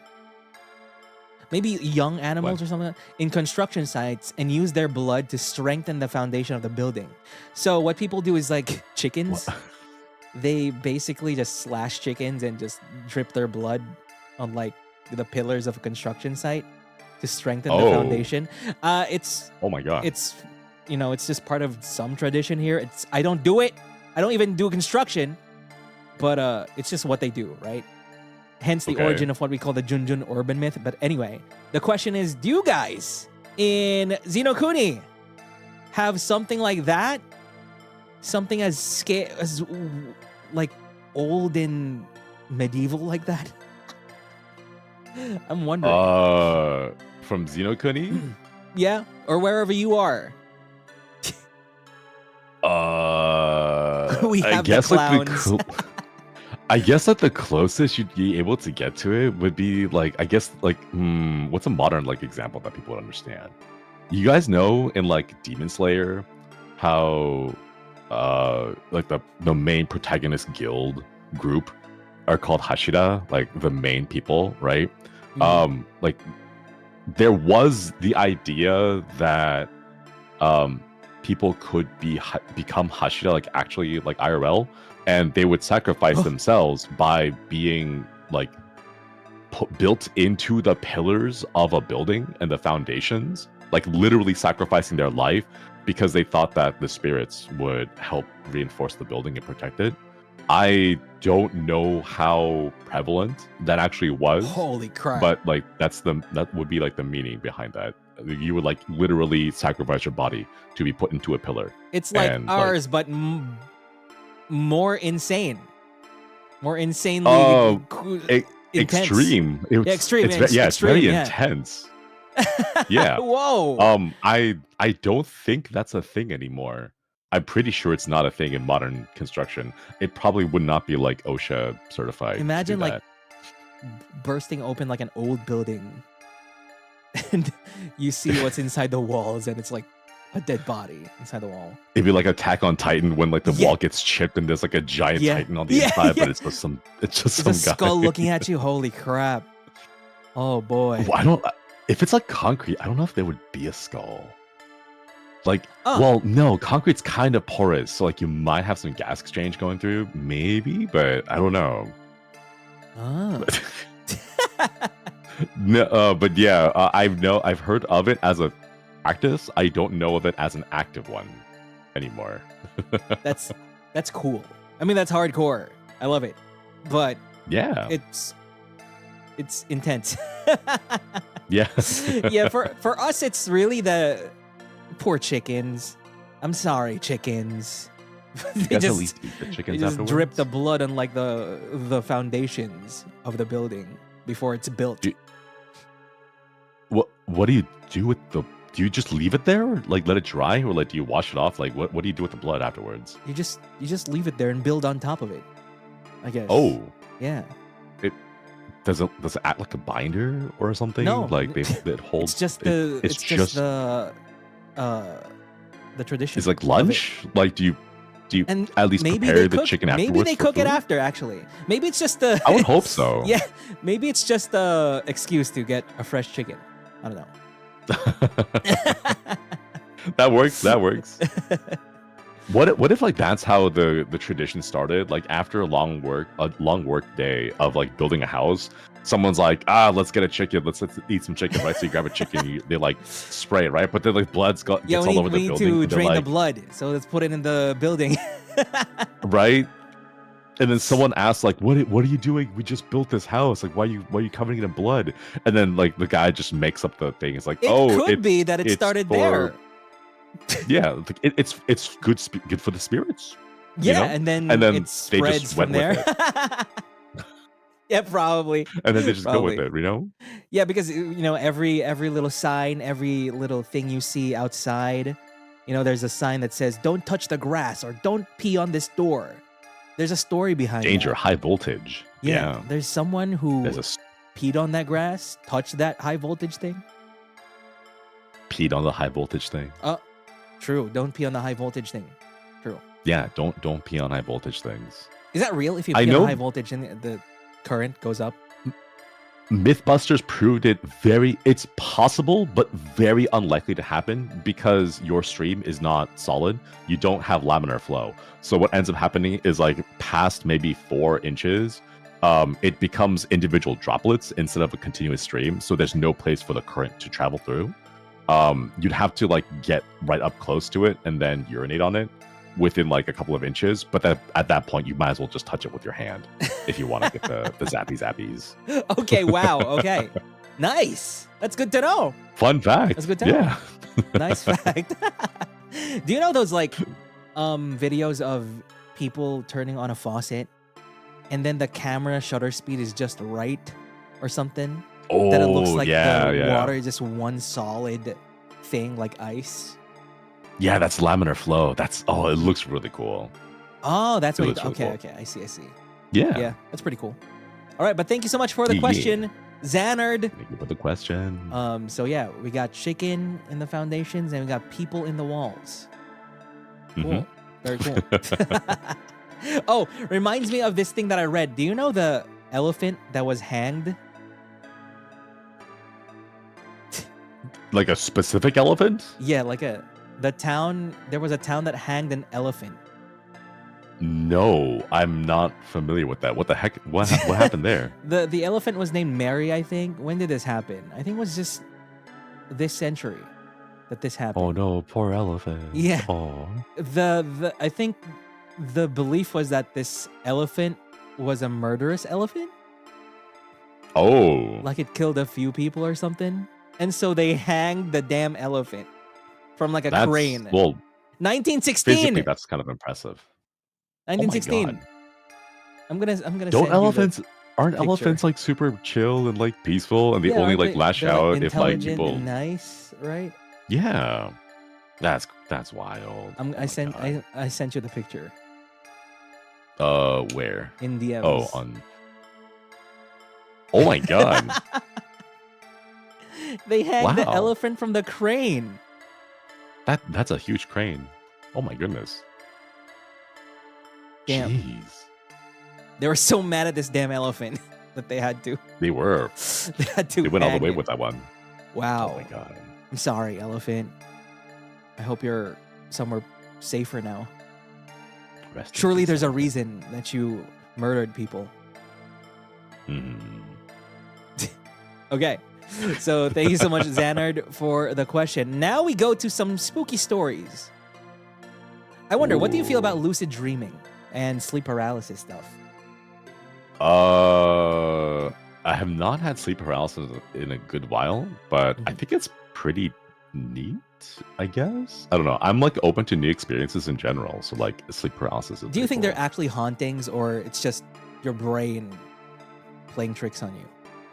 I wish it was hauntings, but I know logically it's just your brain being silly. Like your conscious ass part of your brain, like I don't know, I forget what it's called. The part of your brain which comes online before the part of your brain that connects back to the body. Because like when you go to sleep, most It's people like a like glitch. their brains kind of disconnect. Yeah, like it disconnects from the body so that you don't sleepwalk. You know, if you Mhm. dream about yourself running, you're not actually like sprinting in the middle in the bed. You know, it kind of like disconnects that, and that's where it happens. You know, you wake up, but your brain hasn't connected back into your body yet.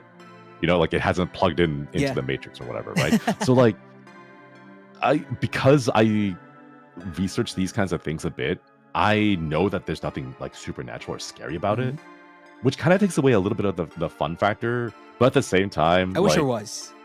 That'd be so cool. yeah, I kind of do. Honestly, I kind of wish. I don't really believe in maybe all of these like ghost experiences because I've never experienced it myself. However, I want to believe that there is something I want to believe. out there. Something supernatural, something scary out there. Just so things are more Alien? interesting, you know? Just so it's not all just you go to work, Okay, you sleep, you eat, then you die.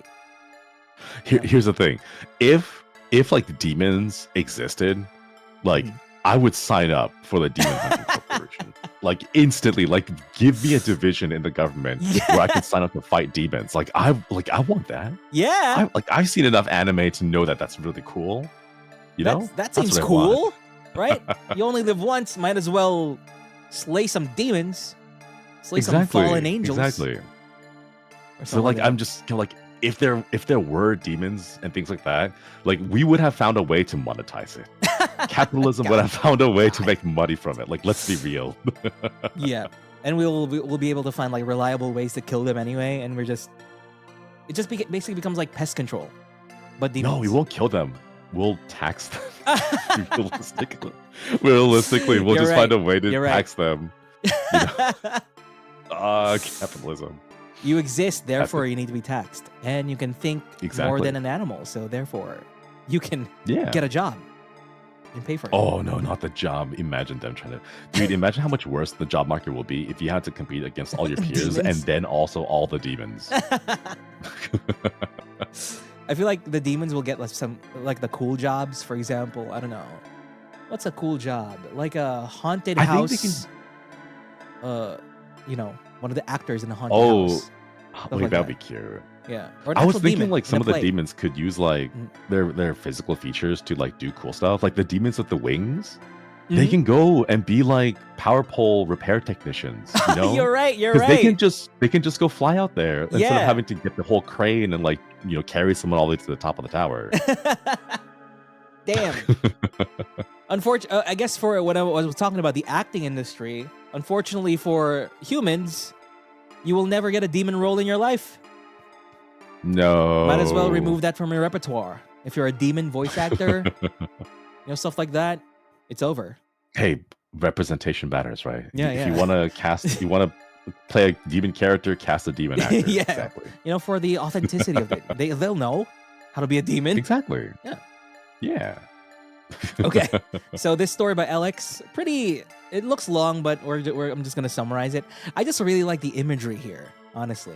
Ooh, So they had a strange dream, or like a lucid dream. They were alone in their room, can see everything but can't move. Then there's this blurry thing that suddenly covered their face. And they kind of breathe. It happened 3 times, but they were able to fight back, right? Actually cover their face. But another dream occurred that same night. Wow. So you were fighting for your life that night. They were alone in the same room again. But in this dream, the light outside their room was turned off and the bedroom light is on, which they hate to use because it gives an ominous feeling. Like it's an old bulb and it's dim. So instead of the bedroom door, there was a white gate that was closed. And on the other side, there was something that looked like a human, but it was all black and it was looking directly at them. The thing had a hat. Ooh. What kind of hat? Not a hat. Like a top hat? What? A top hat would be cool. I'd hate like the cap though. Like a baseball cap. That'd suck. Imagine if it was a trilby. Like the fedoras. Yeah, that's cool. Oh my god. No. The idea of like or a cowboy hat. One of those like, oh my, a cowboy hat. Cowboy hat. Where would was be this actually? Pretty scary. If this is in No, South it Elysium, wouldn't. because They were like, howdy, partner. yeah, I don't think Oh, wait, cowboys okay. If they're exist here. Maybe. like, okay, yeah. If it was a cowboy hat, just out of context, that would be kind of scary. Yeah. That would, Why is there a cowboy here? What? They're trying to violently break the gate as if wanting to get to me. They were terrified, cannot move, and all they can do is cry. Entity had a blank face, but for some reason I felt they were grinning. Then they woke up hearing church bells. It was 5 a.m. Everything seemed normal. Then it was gone. I think that's pretty cool. The white gate. Your bedroom was changed by a white gate, and there's a guy with a fedora trying to get in. Milady. I appreciate that there's so many details in it, because a lot of the times when you have a bad dream like this, it's more, the thing that lasts with you is more of the emotions and the feelings rather than these like finer details. And the fact that they were able to catch all these details and still remember them clearly enough to be able to write about it is really nice. Yeah, that's the thing that frustrates me about people that have these kind of experiences. When you ask them, you're asking them, what did they look like? What happened? What did they... They're always so vague about it. They were there. They were scary. And that's it. Right? There's nothing else. Nothing? Nothing? Because dreams are weird because like in my dreams, I've never been able to look at someone's face. Like that's the one thing that's pretty consistent across all my dreams. Anytime there's a dream and I have it involves like people, it could just be like I'm talking to like an individual, or I'm trying to find an individual, or I'm like in a crowded area, right?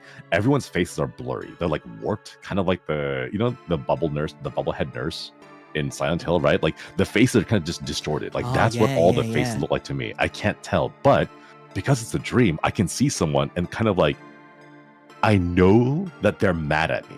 Like I kind of know who they are, and I know they're mad at me. I just can't tell the exact features on their face. So like just like this in the story, like even if you couldn't see the face, like you kind of know that they're grinning and smiling at you. Ugh. You know, it's kind of eerie. Do you ever dream of VTubers? Once, I had one dream as a VTuber. Did you see their face? No. It was my face. I saw it. I was like, you wait saw a minute. Yourself. Yeah, but it was like one of those weird things where like you're kind of like walking around and then like I saw myself and I'm like, what? It's like, what am I doing here? It's like, wait, if I'm there, then who am I? And then like confusion woke me up. There were a few times where I dreamed of VTubers, right? Yeah. And I think that's truly horrifying because you know, oh no, this is You're becoming parasocial, bro. Stop to it. yourself. Oh no. You're becoming parasocial, so stop it. Then you stop watching whoever they are, and then you're back to normal again. you gotta go touch the sleep grass. Yeah, you gotta go touch the grass. But stop in the watching. They're in your dreams now. Stop. Okay, but thank you so much for the submission, Alex.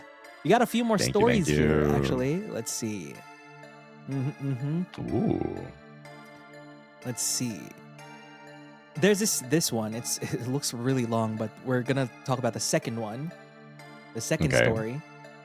But basically, they were in their apartment building. They slept on a pull-out bed, and it was a psycho who doesn't really care if they have their arms or feet dangling off from the frame. And honestly, this is one of the scariest things I always thought about when I was a kid. It's So yeah, you might guess what happens. It's not the feet though. Someone held their hand that night, and they couldn't sleep. They thought it was someone else at first in the room, but of course it's not. Then they found out because their mom, who was also in the room, also had the same experience where she just laid on the bed on her side, and the bed creaked and moved like someone sat on it, even though she was the only one at home at the time. Then there was another occurrence during Christmas Eve when their dad thought the back of the person he saw downstairs of the loft were either mine or my mom's. But everybody was upstairs. And so he said he saw someone with long hair. And his cousin is a guy that's actually bald. So he can't possibly be their cousin. So yeah. It's grabbing hands and feet. I want that for me.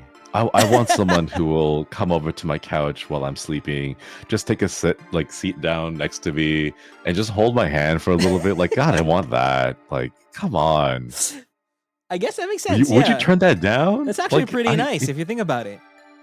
You know? Yeah. Because the ghost knows you're scared. Because it's dark. Yeah. Or something, and they hold your hand. It's like, here, I'm going to make sure that you're protected. I'm going to be here for you. I'm going to hold your hand, and it's going to be all right. That's so sweet, actually, if you think about it. Yeah. Yes, it is unexpected, but at no part of it did I think to myself, oh no, this is definitely terrifying. It's just hand holding, you know? I mean, unless you're against premarital hand holding, then I can understand that. Oh yeah, don't touch my hand. I'm not married yet. Right? I'm an idol. No. Someone said, where's the spray bottle when I need one? So yeah, hand holding from a ghost. The gloves stay on. Actually pretty cool. Their hands are probably cold, though. Is that okay? I run hot, so I haven't naturally high temperature. Maybe they need your warmth. I know. That'd be nice. Now you're doing something good for a ghost. Nice. Oh my god. Thank you so much for the submission, Tuyorsh. Thank you. Okay. Now let's do the next one. Oh, this is funny. Right. This is funny. Okay. I see it. Where is it? Here. From Rin Yukirin. Question to KOIPAPA. Of all the kinds of ghosts you know, is there one that interests you the most? And why? Mirror ghosts. What? Mirror ghosts. Mirror ghosts. There's no one specific ghost, right? But the classification of ghosts that I'm super interested in are mirror ghosts. All right. Anything to do with reflections or the mirror or the reverse, what is the world behind the mirror? You know? Anything that involves that, any kind of entities or spirits or ghosts that come related to a mirror, I'm super interested about that because physics, just by physics, right? How the light reflects off. There's nothing special really about a mirror other than the fact that it just reflects light really well, you know? But if an entity is possessing a mirror or maybe is able to alter your reflections, you know, the whole you smile at the mirror but your reflection doesn't smile back. Ooh. Right? Oh, that's so scary. That kind of stuff. Yes. because it implies that they are somehow able to remove the reflective backing and then create a world behind it, because it doesn't like it's like taking a sheet or like a curtains and then like just taking it open and like clearing out the window so you can see all the way through it, you know?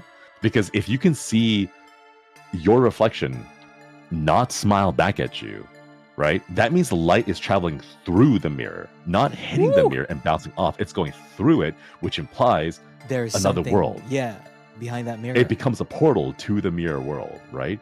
I want to know. I want to get inside there. Okay. That's actually pretty. Yes. There are one of the like scariest like TikToks or YouTube videos that I watch is always just, or even in horror, it's just a normal mirror scene, looking at the mirror, then suddenly the mirror does not respond the same way as like the character. Yeah. That's always surprising. And like to the me. cool thing, I want to know, like, I know I've seen a couple of like shorts where involving mirrors. This is one called The Ballet Dancer, and it's a YouTube horror short. Hey, Ruze, good to see you. Hey, Ruze. It's like a ballet dancer who's like dancing in front of a mirror, and then she like, as she's dancing, she notices a reflection kind of lagging slightly behind her. Okay. Right? Yeah. Up to the point where she realizes like, wait, that's not a reflection of me. That's another entity altogether. Right? And then they start like dancing. They have this like dance off against one another. And then she pulls off this really sick move that's like really fancy and showing off, right? And then the mirror version of her is like, nah, I don't play with that, right? Yeah. Yeah. So what she does is she breaks her finger. The mirror version breaks her finger, and it causes the real dancer's finger to break. Oh no. And then as she goes through, she continues to slowly break each additional finger over and over again. And then the original dancer standing there in the studio is completely powerless as she watches her own fingers getting broken by an invisible force, one after the other. Like, it is intense. Oh, that's cool that they have somehow power over our world. Exactly, right? Mm-hmm. But here's the thing. If they have power over our world, that implies that there's a channel for power from our world to go over and influence theirs. Yeah. So you can force them to hold your hand, and they can't do anything about it. Ah. I need to see that. It's a ballerina video. Yeah, let me see if I can find it for you later. That's cool. Wow. Now I'm scared of mirrors. Wait. I have a bunch of mirrors in my... You know how people are like, put a bunch of mirrors in your house so it's like, it feels wider. It feels more spacious. So that's what I did. There's a bunch of mirrors all around me. Pretty cool. Wait, quick, turn around. Do like a big like look around. See if any one of your reflections are lagging. Oh crap! No, I don't want to look at them anymore. Because on the off chance, there's an off chance that it's possible, right? You know the thing about like quantum mechanics, quantum physics, or whatever. Like if you bump into a wall for like an infinite number of times, there's a possibility that one of those you'll phase through it. I've heard of that. I am skeptical of it though. So if you look at a freaking mirror, there's the chance. There's just this one chance that whoops, I wasn't ready to move. Wait, why? Are they like large mirrors or like small mirrors? There are multiple small mirrors in like a kind of a French door kind of pattern, something like that. Oh, fancy. Yeah, it's fancy. No, because then the question is like, does each individual reflection? It's a different world. Is its own? Yeah, is it its own like parallel mirror universe, or is it all just a portal of different sizes into one mirror dimension universe? You know, like how does that work? I think it's just fun to think about. You know, that's really cool. I like it. I never even really thought about mirror worlds until today. Yeah. If mirror entity is a new reality, does contracting vampirism kill them? Oh, because you're not gonna show on the mirror. Oh, does it impact them? Like, does the vampirism go through the mirror? Because it could just be that you don't have a reflection, as in like the world exists, but you can no longer see each other. Like the mirror you can't see can't see you, and you can't see the mirror you. Yeah. Like we don't know the proper interaction. We need to solve this kind of stuff, like Magic the Gathering rules, how different spells like resolve in different ways, or like the way that something is written is a very specific order. We gotta break all that down. Bro, that's so cool. I love it. I wanna like a full-on mirror type of. It just goes way deep into the mirror world stuff in a video game format or something. That'd be cool. Yeah, that'd be kind of cool. And then, of course, the best twist would be that you are the mirror entity from the beginning. Maybe you are the mirror. Oh, how can our eyes be real if what was a quote? How can mirrors be real if our eyes are mirrors? Something like that. I don't remember. Hey, Nana Stera, thanks so much for the raid. Thank you. Nana, hey, good to see you. Or what if you are the mirror and you gaslit yourself into thinking you're actually living the life of the things you're reflecting? That is the plot to the movie Us. Oh, I haven't watched that yet. Oh, I'm pretty sure. Is that the Key or Peele movie? Yeah. Wait, was it Us or is it the other one? No, I think it is Us. Yeah. It's good. It's good. You should check that out.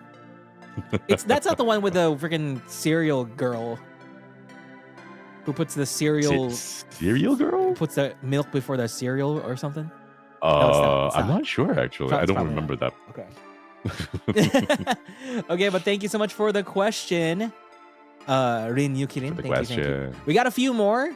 I'm sorry, we actually have a time limit, unfortunately, like just an hour or so. Oh no. Yeah, because we have a Hello Armis coming up, but we'll do a few more. That's right. But this has been really fun, actually. Like, yeah. Like, sometimes I tune into your Zatudan streams and you just go from A to B to C to D to E to F to G. When you do your Zatudan, and I'm seeing that now. Yeah, there's no pattern. It just goes all over the place.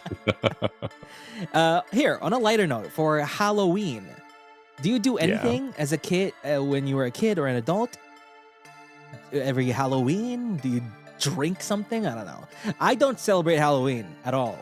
Like nothing. This is the most I've celebrated Halloween right now. But okay, well, yeah. I used to go trick or treating a lot as a kid. Like my friends and I would dress up. I like some of the costumes that I've had was like I dressed up in my kendo uniform, which my senseis got really mad at. They're like, it's not a toy. You should be like dressing it around, just going around, randomly in the bogu. Like you should be wearing that. And like I dressed up as Indiana Jones one time. But like I had a lot of fun just dressing up and going trick or treating as a kid. I think after I moved out for college and went to Ronin Academy, it kind of died down. And recently I found out that like after the global panini, there just haven't been that many people going around trick or treating anymore. The number, the big thing that the global panini. Okay, yeah, the panini sandwich, right? Yep. That happened a while back. So since then, the last like 4 years, I've seen almost no trick or treaters anymore. Like the festivities, like people will still decorate, but I don't think anyone really wants to take the risk of like sharing food items like that. Yeah. So it's been kind of difficult, like seeing more than just decorations.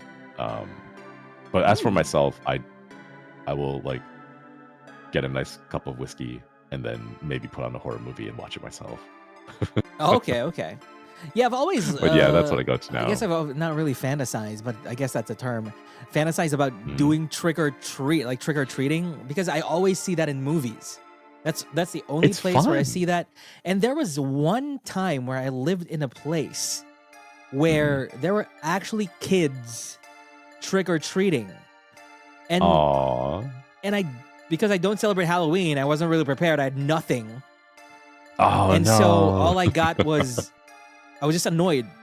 I just got annoyed because there's all these kids. Just it's not a house, right? It's a condo unit. So they just go up elevators And through the hallways, like, they're each all floor. like, yeah, they're like, trick or treat, trick or treat. And then, like, nope, I have nothing. I have nothing. Do you want money? Do you want money? Do you like 5 coins? Here. I used to do the bare minimum of like getting the candy, putting in the bowl, and then just leaving the bowl outside. It's like, hey, please take 1 piece of candy, right? That way, like, you don't have to constantly open the door as people ring your doorbell, Don't they right? just get everything? But like, yeah, that's the worst part, because you never know. Like, there's gonna be some kid that goes up, is like, I'm gonna take all the candy. They just put everything in it. And they just get everything with the whole hand. The little jerk. And the thing is, right, candy is so expensive. I was like thinking about it. I was like, you know what? Like, I moved here. I don't really know the neighborhood, so I'm gonna go like maybe during Halloween, like go give out some candy to some folks, right? It's like $40 for a bag of candy. It's insane. Like, I can't afford that much candy. It used to be like maybe $10 for like a big bag of a mixed variety of like bite-sized. Yeah, it's insane now. It's like, I think like the cheapest was like a $35 bag of candy, but it was like the discount. Okay, wait, actually, on that note, what's like the high quality, the in-demand candy in your region? In-demand candy here? Like, let me explain it in our region. 100 grand is like this really fancy kind of chocolate with a chocolate exterior. It's got some caramel in it. It's got some like a little bit of wafer, a little bit of crunchiness to it, right? So there's that. Yeah, Cadbury's a pretty good one. Cadbury. Ferrero Rocher. Who gives those out? That's expensive. That's like to kids. That's like $1.50. No way. Yeah, like, oh my god. And then like there was this one house. Maybe a Mars bar? I don't know. A decade ago. I think a Mars bar is pretty standard. Yeah. But there was this one place that gave out C's Candies lollipops. And that was bougie. That was expensive. That's like a $2 lollipop each. Like, they were just handing out. Oh my god, it was insane, right? Do that. And of course, on the other spectrum, there's like the Necco wafers, which are just like packaged slightly sweet chalk powder, and it's nasty, right? And then they got like the Thin Mints, and I know I want to get some haters, right? But like, Almond Joy, I don't think Almond Joy should be given out to kids during. It's a great candy on its own, but not Almond Joy, not for Halloween, right? Stick to the nougats, stick to the chocolate. I think not stick Almond to like Joy, the caramels. just in general. I think if you want Almond Joy, you buy it for yourself. You don't give it to anyone else. True. That works out. If someone offers me an Almond Joy, it's like, oh, you want some? I'm like, not really. But I don't want to turn you down because you're offering it to me. I'll take it, but I'm gonna take the almond out, and I just want the joy. That's all I want. Give me that Mars bar. Yeah. Mars bar is pretty solid. Yeah. Do you have a favorite chocolate? My favorite chocolate? Oh, I actually stopped eating chocolate a long time ago. Wow. I don't eat that much. Yeah. I don't have that big of a sweet tooth, to be honest. I'm more of a savory, salty guy. Like vinegar. I like the tanginess of vinegar. You take vinegar over chocolate. Yeah. I would say if I had to pick one kind of chocolate, it would be the white chocolate macadamia candies. I don't know if there's a specific brand of it, but like that's the one that I'll tolerate because it's not necessarily like chocolate. White chocolate's a bit different. And I like the creaminess. What do you feel about people saying, you try your favorite is white chocolate, and then that's not real chocolate? How do you feel about that? I don't care. It's good. Exactly. Stop hating. Care. Let people enjoy things. I'm not in it for the cocoa. I'm in it for the taste of the white chocolate. Who cares if it's not? Oh my god. It doesn't have that cocoa component. Honestly, though, sometimes like the cheaper stuff is comfort stuff because when you grow up poor, you kind of have to eat what you got, right? Yeah. And like, sure, everyone's like, oh, hamburger helper, ew, that's kind of nasty, right? But who cares? It's a thing you grow up with, and you're like, I like it. It makes me think of my childhood, Okay, well, thank you so much for the question, Ruizu Senpai. But I think that's it. Thank you for us. That was too damn short, Shinri. Oh no, just 1 hour. What? Oh my but, god. But thank But you no, so you guys much. have Thank you. HoloMarches coming up? Yeah, we're gonna have a HoloMarches in like 45 minutes. So yeah. Ooh. But thank you for Yeah. being here. Thank you for accepting my invite. At like, Thanks for having me. I invited you like 1 month before this. So I kind of want to invite people 1 month before, but it's kind of impossible to tell if you're going to be available 4 weeks from now. So thank you. Yeah. Thank you still for being available a month later. No, I know the other boys are a lot more like spontaneous when they come out with like whenever the Yeah. schedules work, right? But for me, I appreciate that you reached out so early, so I can just kind of mark it in my calendar and be like, all right, this is OcTalks. Don't interfere with that. Hey, thank you. And then Thank you. Yeah. That's great. I knew we to the Koi Panions and Octopus in chat, we were supposed to do a duet. However, I got sick for I was out of commission for 12 days. So that fell through. Yeah. But maybe in the future. We'll see. We shall see. Do you have anything you want to share? Any plans for next week? If you want to share anything? What you plan on doing? Any project? Anything? I think the only thing that's coming up is either on Monday or Tuesday, I'll be doing a spooky horror story read along. So if you would like to use the hashtag KOIPAPA, it's not creepypasta, it's KOIPAPA. KOIPAPA. It's spelled exactly the way you would think it is. Hashtag KOIPYPASTA. And post it onto Twitter. There is, I believe, also a thread on a HoloStars subreddit if you would like to leave it there. So for those of you who do not use Twitter, you can also share those. We'll be going through some of those as like a little spooky campfire read along like we did last year. Ooh, nice. All right. The story submissions from your puppets reminded me of that. Oh yeah, I guess it kind of is the same like that.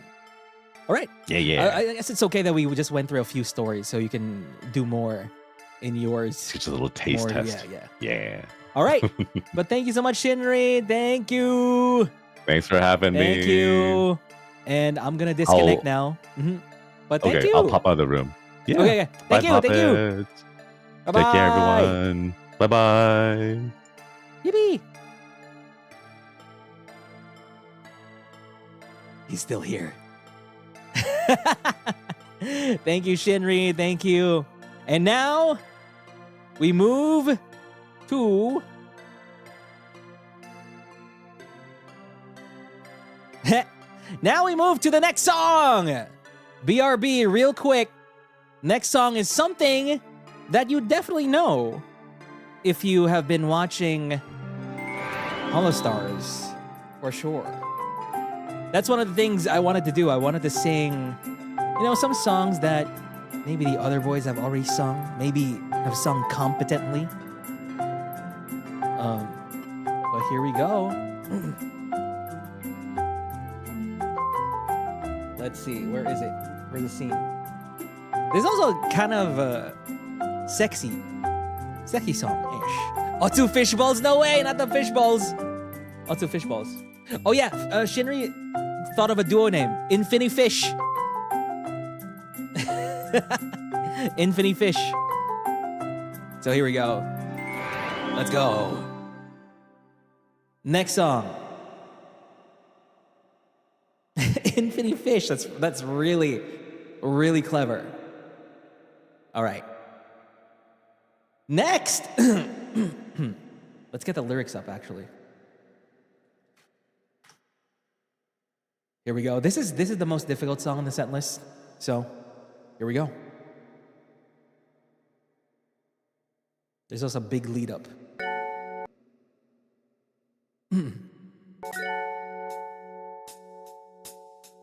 Moonlight shadow 一人ぼっち喉が渇いてただけなのよかじりついた果実は甘いもどって侵されてブラックチェリー濡れて落ちて私の中へ種を残しよがれ愛してくれなくていい愛してないからこれ以上惨めにさせないで二人のこのヒストリーちょっとした寄り道なの心まだミステリー抱かれ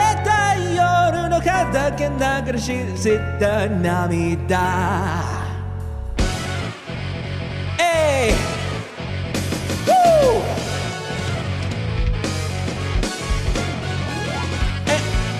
Hey! So this is Black Cherry, Acid Black Cherry, that Axel Senpai loves singing. Sounded 3D as a cover. Let's go!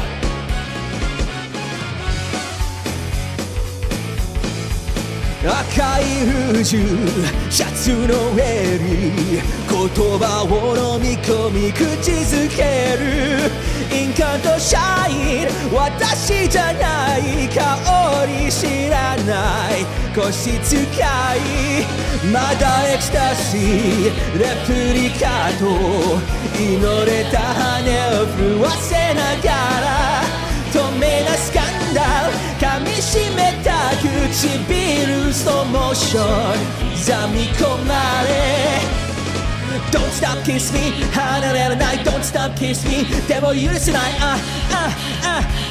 中に出してブラックチェリー濡れて落ちて私の中へ種を残して愛さなくていいよ愛してないからこんなに惨めにして禁断のテリトリーずっと抜け出せなくなって感じるブラックチェリーキスの感触ちょっと忘れられない That's so difficult Woo!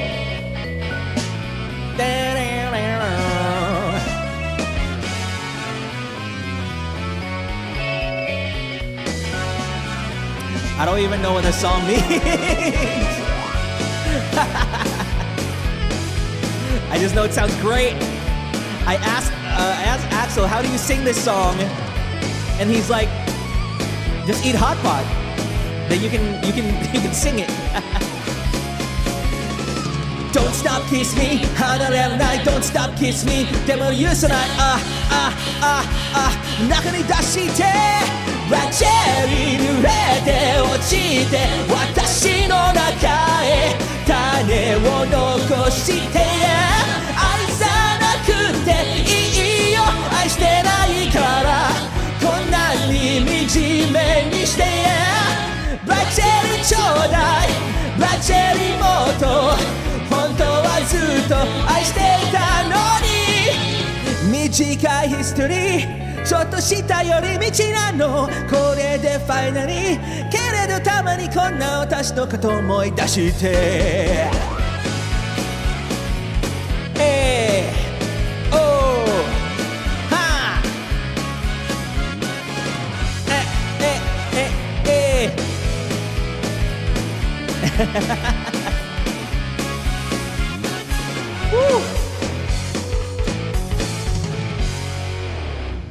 And that was Black Cherry by... Wait, is it Black Cherry by Acid Black Cherry?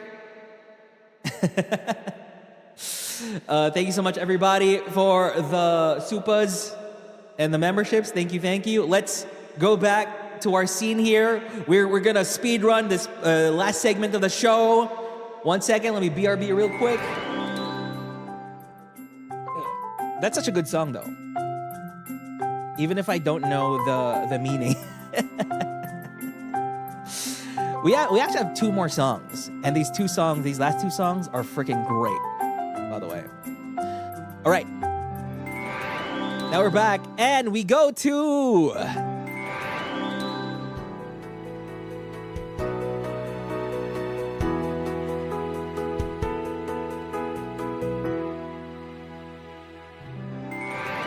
Octa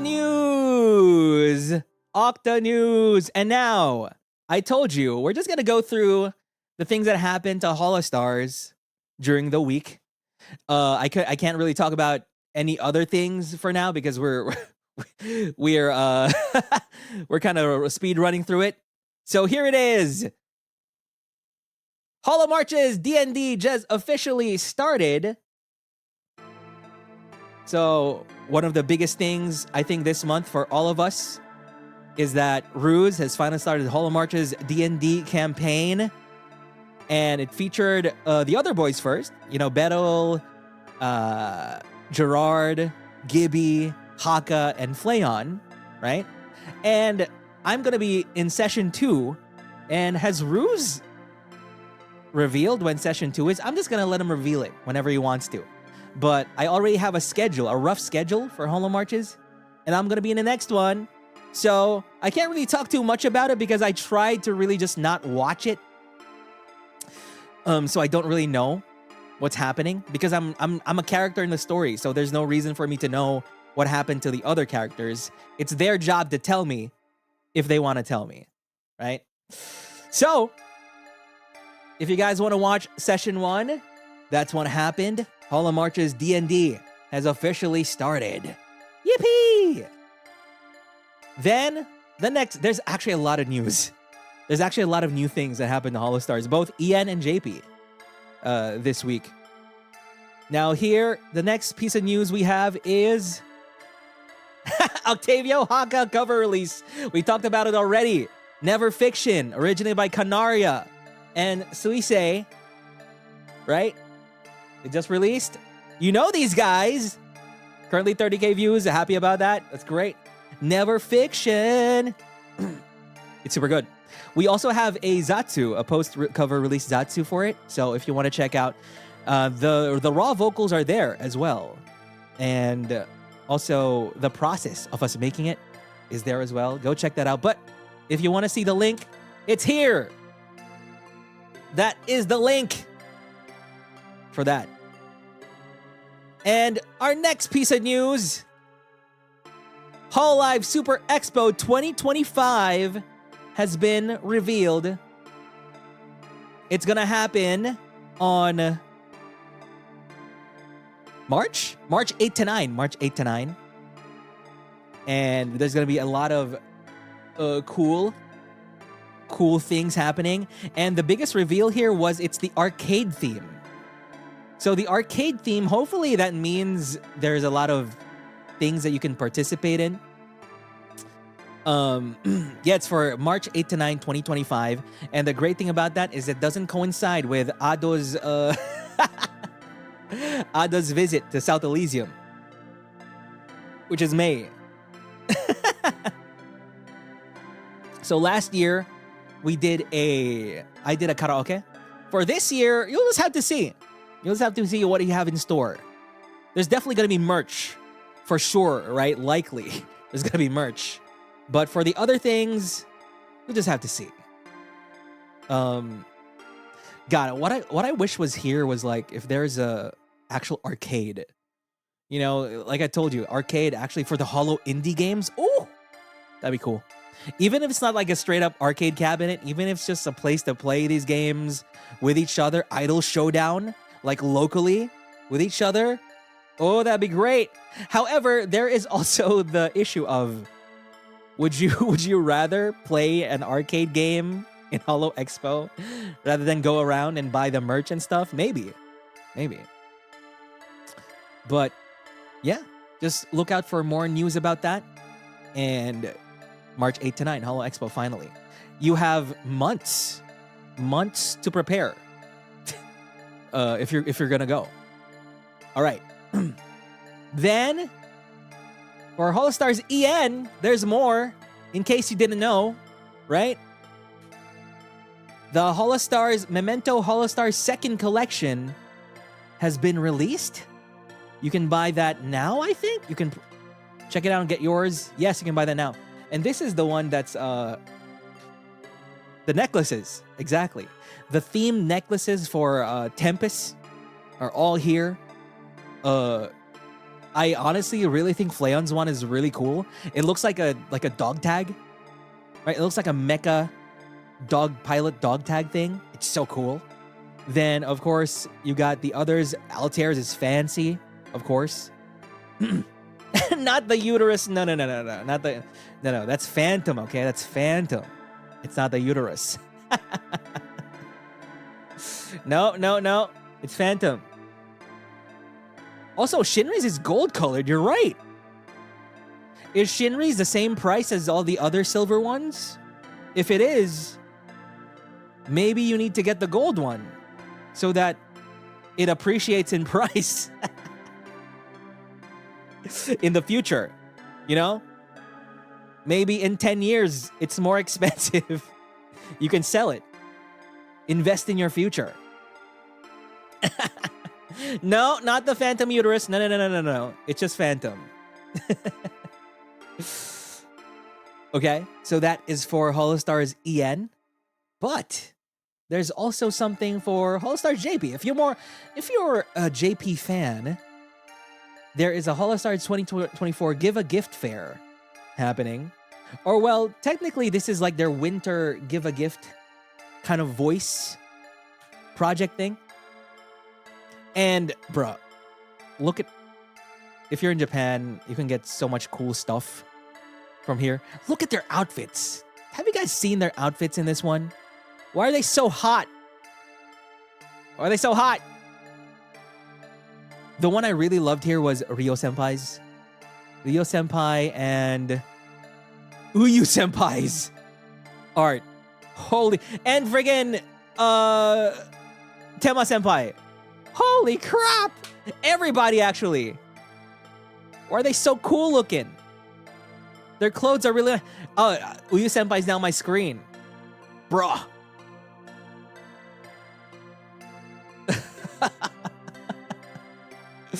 Woo. Yeah, they look very dashing. They're also in two teams.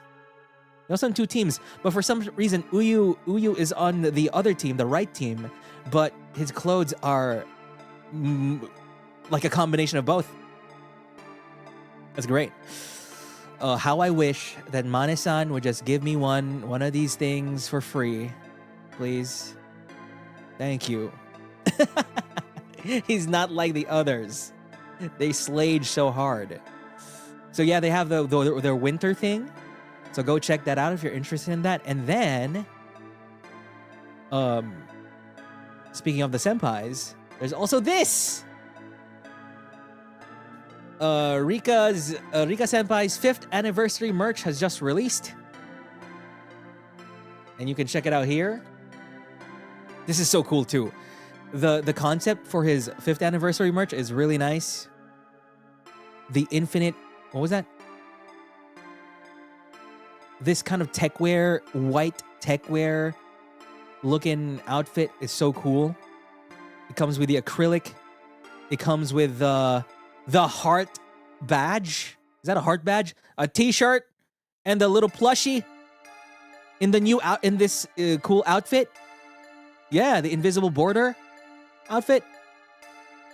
So classy. You get a backstage pass thing that comes with it. I love the concept for this so much. How did they even think of this?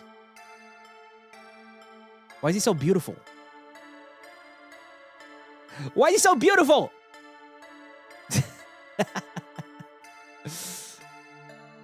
So yeah, Rikka's 5th anniversary merch. And then lastly, we got the HoloStars town. Actually, maybe you guys can orient me on this. I saw this earlier, like a few days ago. AGF something HoloStars town. What is this supposed to be? Is that like an actual town? AGF 2024. What is that? An actual town with HoloStars stuff. There's also a voice pack. That's what I understood here. There's a voice pack. Oh, Animate Girls Festival. Ah, I see. Ah. Let's move to HoloStars Town. Let's move to HoloStars Town, please. Let's do it. This is so cool. Like, look at their outfits and their... Is Fuma a detective? Then Oga Senpai is a police? This is nice. I love it. I like it.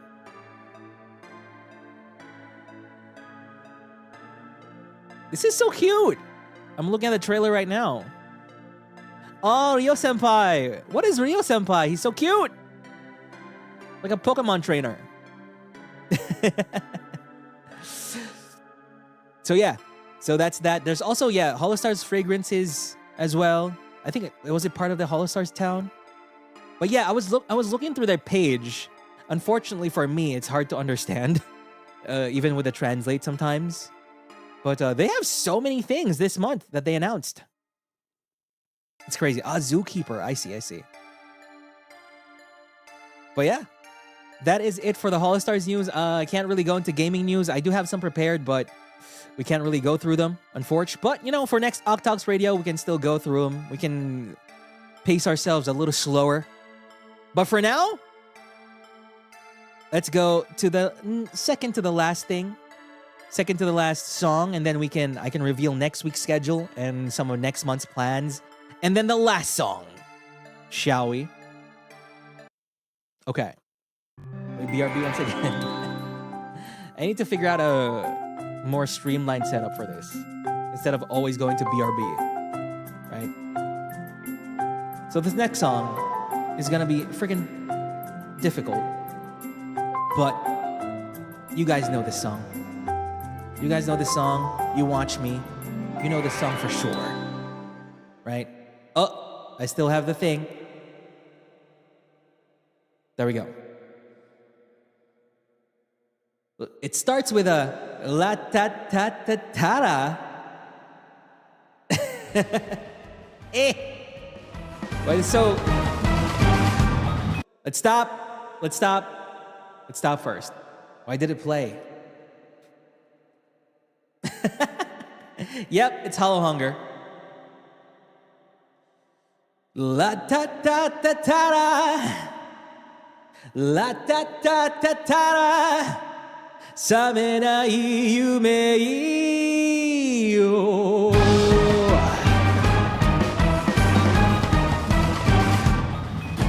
Wonder why I can't satisfy Overnight feeling like dying この世の全て握るこの手 I've got only my bones Oh, I'm crying to the darkest sky There's no light in this lonely night 欲しいものはもうなくともなぜ Can't stop getting no栄光と強行の城塞の頂上で迷う未来消えても願う希望屍のように Just give me more power sign of food 手を踊りましょう悪夢に狂わされるままに財が尽くして踊りましょう虚しさに飲まれても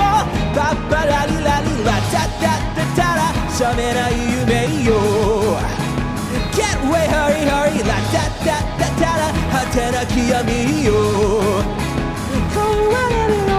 Oh no, I'm falling down. This is live. In my sight, I can't see no life. Hold me tight, I won't be alright. 望むものだけ叶わぬなら Can't stop getting mad. Oh, 王座の自由を持て余しさまよう世界眠っても誘いやぼせき立てるように Don't give me more power high or side で溺れましょう正気まで奪われるままにさりげなく溺れましょう欲望に飲まれてもパッパラリラリ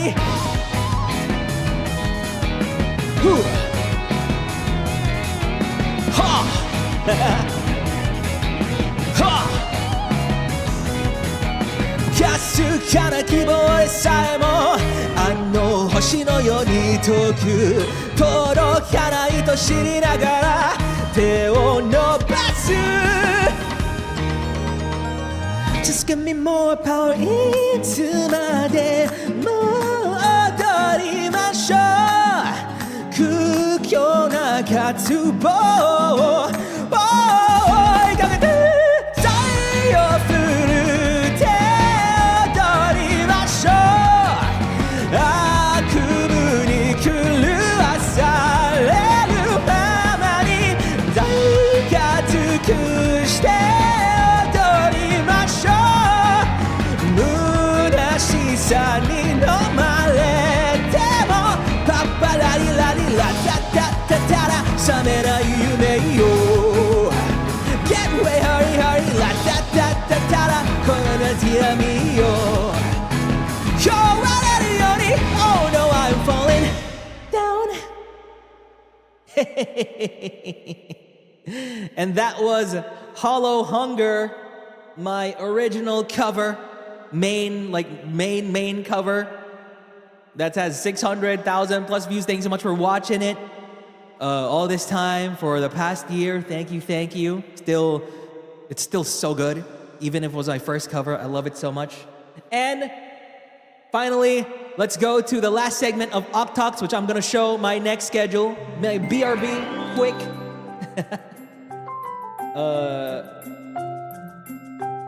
There we go.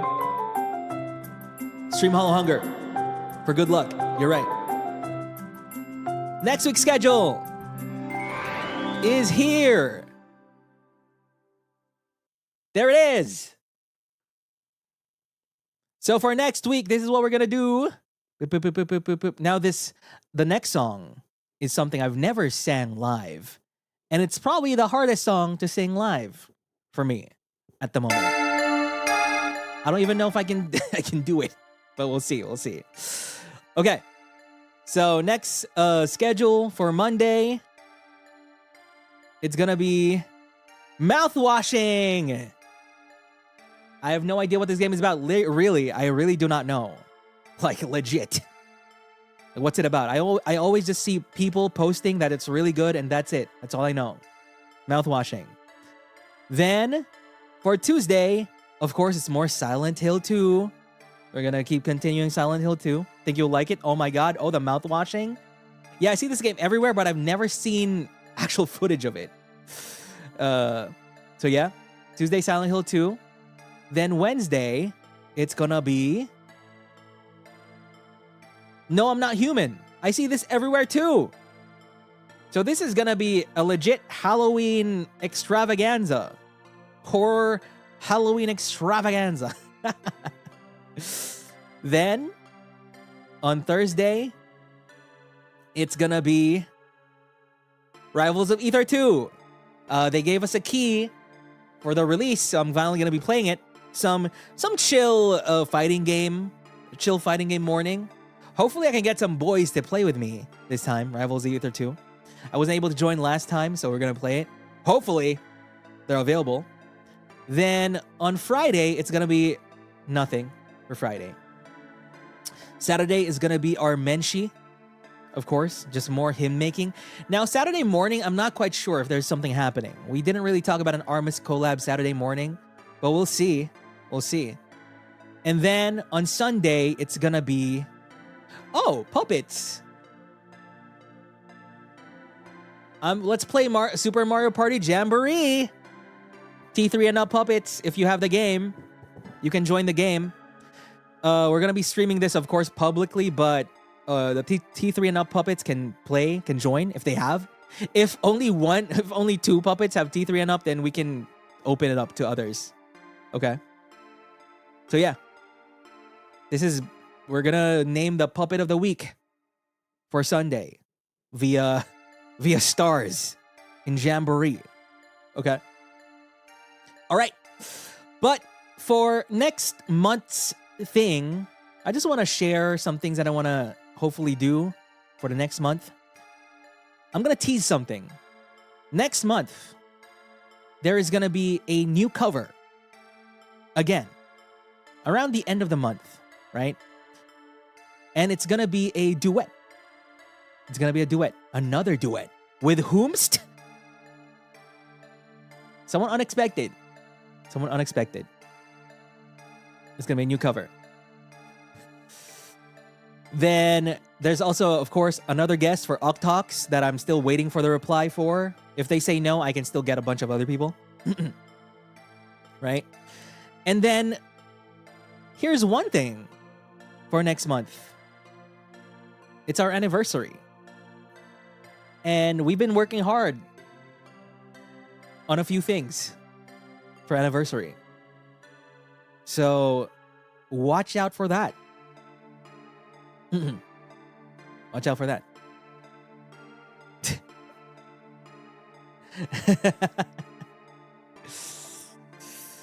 What else are we going to do next month? We're going to continue the Menshi stuff, the hymn making. 5D reveal. Exactly. So yeah, hopefully everything comes to fruition. Hopefully you can be there whenever we announce what's going to happen. And hopefully you enjoy it. I think you'll enjoy it. You will. I enjoyed it. And you will enjoy it too. So check out anniversary and all that stuff. I have duet cover. The duet covers does not have anything to do with the anniversary, by the way. It's just that's just my project. Then also, this is also the month that I'm gonna be joining HoloMarches. So look out for that. Right. Okay. And now we go to our last and final song. The final song. I've never sung this live. Sometimes I think it's not even possible to sing it live. But we shall sing it live as best as I can. Let me just set up here. And the final song for today, something you are probably all familiar with too. Let me just...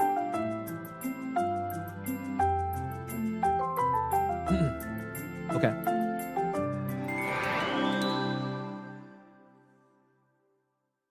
Here we go. Next song.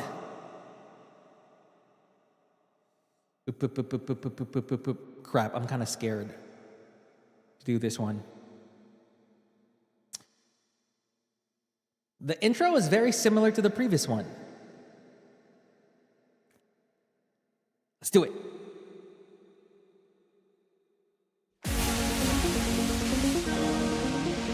Okay. Tachimachi Dokudancho, listen, listen. Kabuke!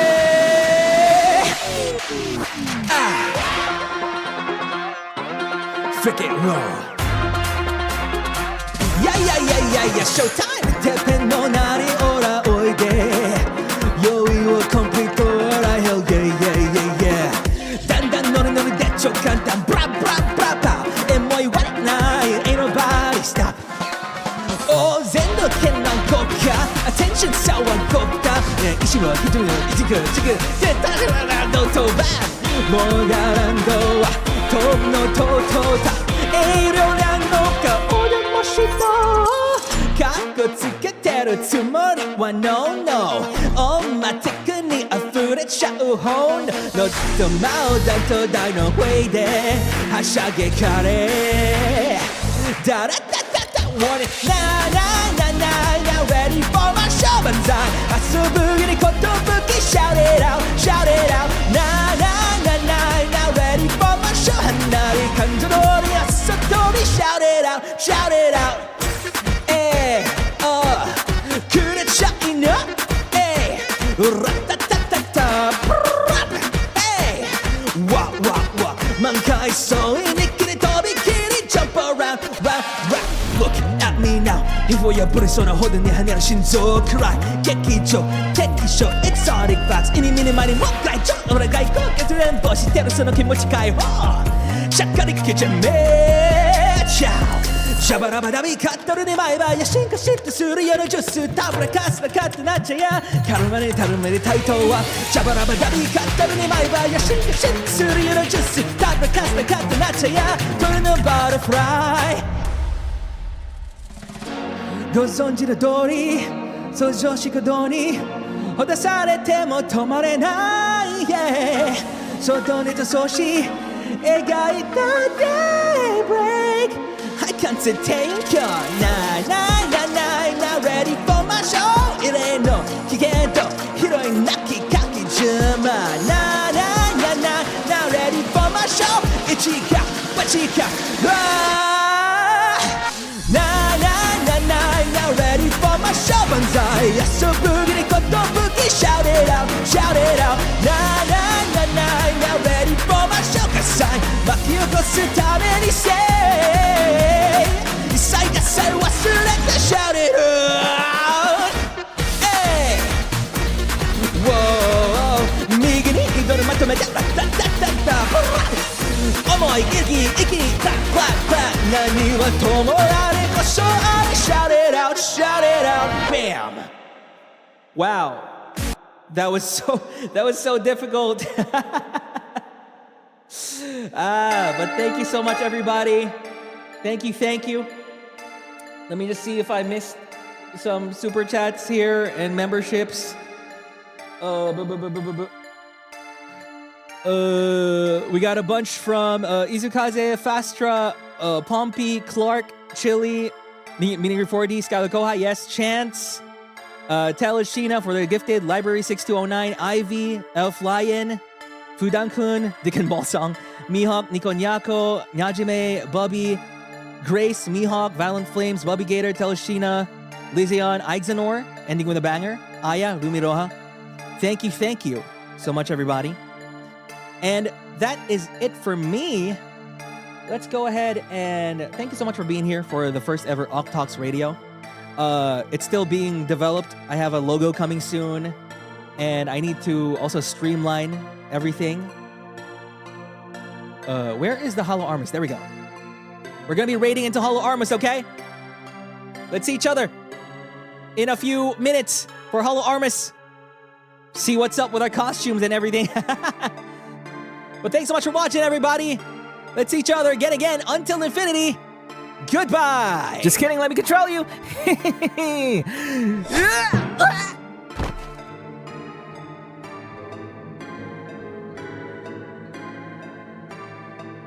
Thank you, Kemoth, Lily, Rosary, Ixanor, Susu, Morning Dew, and Mugi. Thanks so much. Thank you.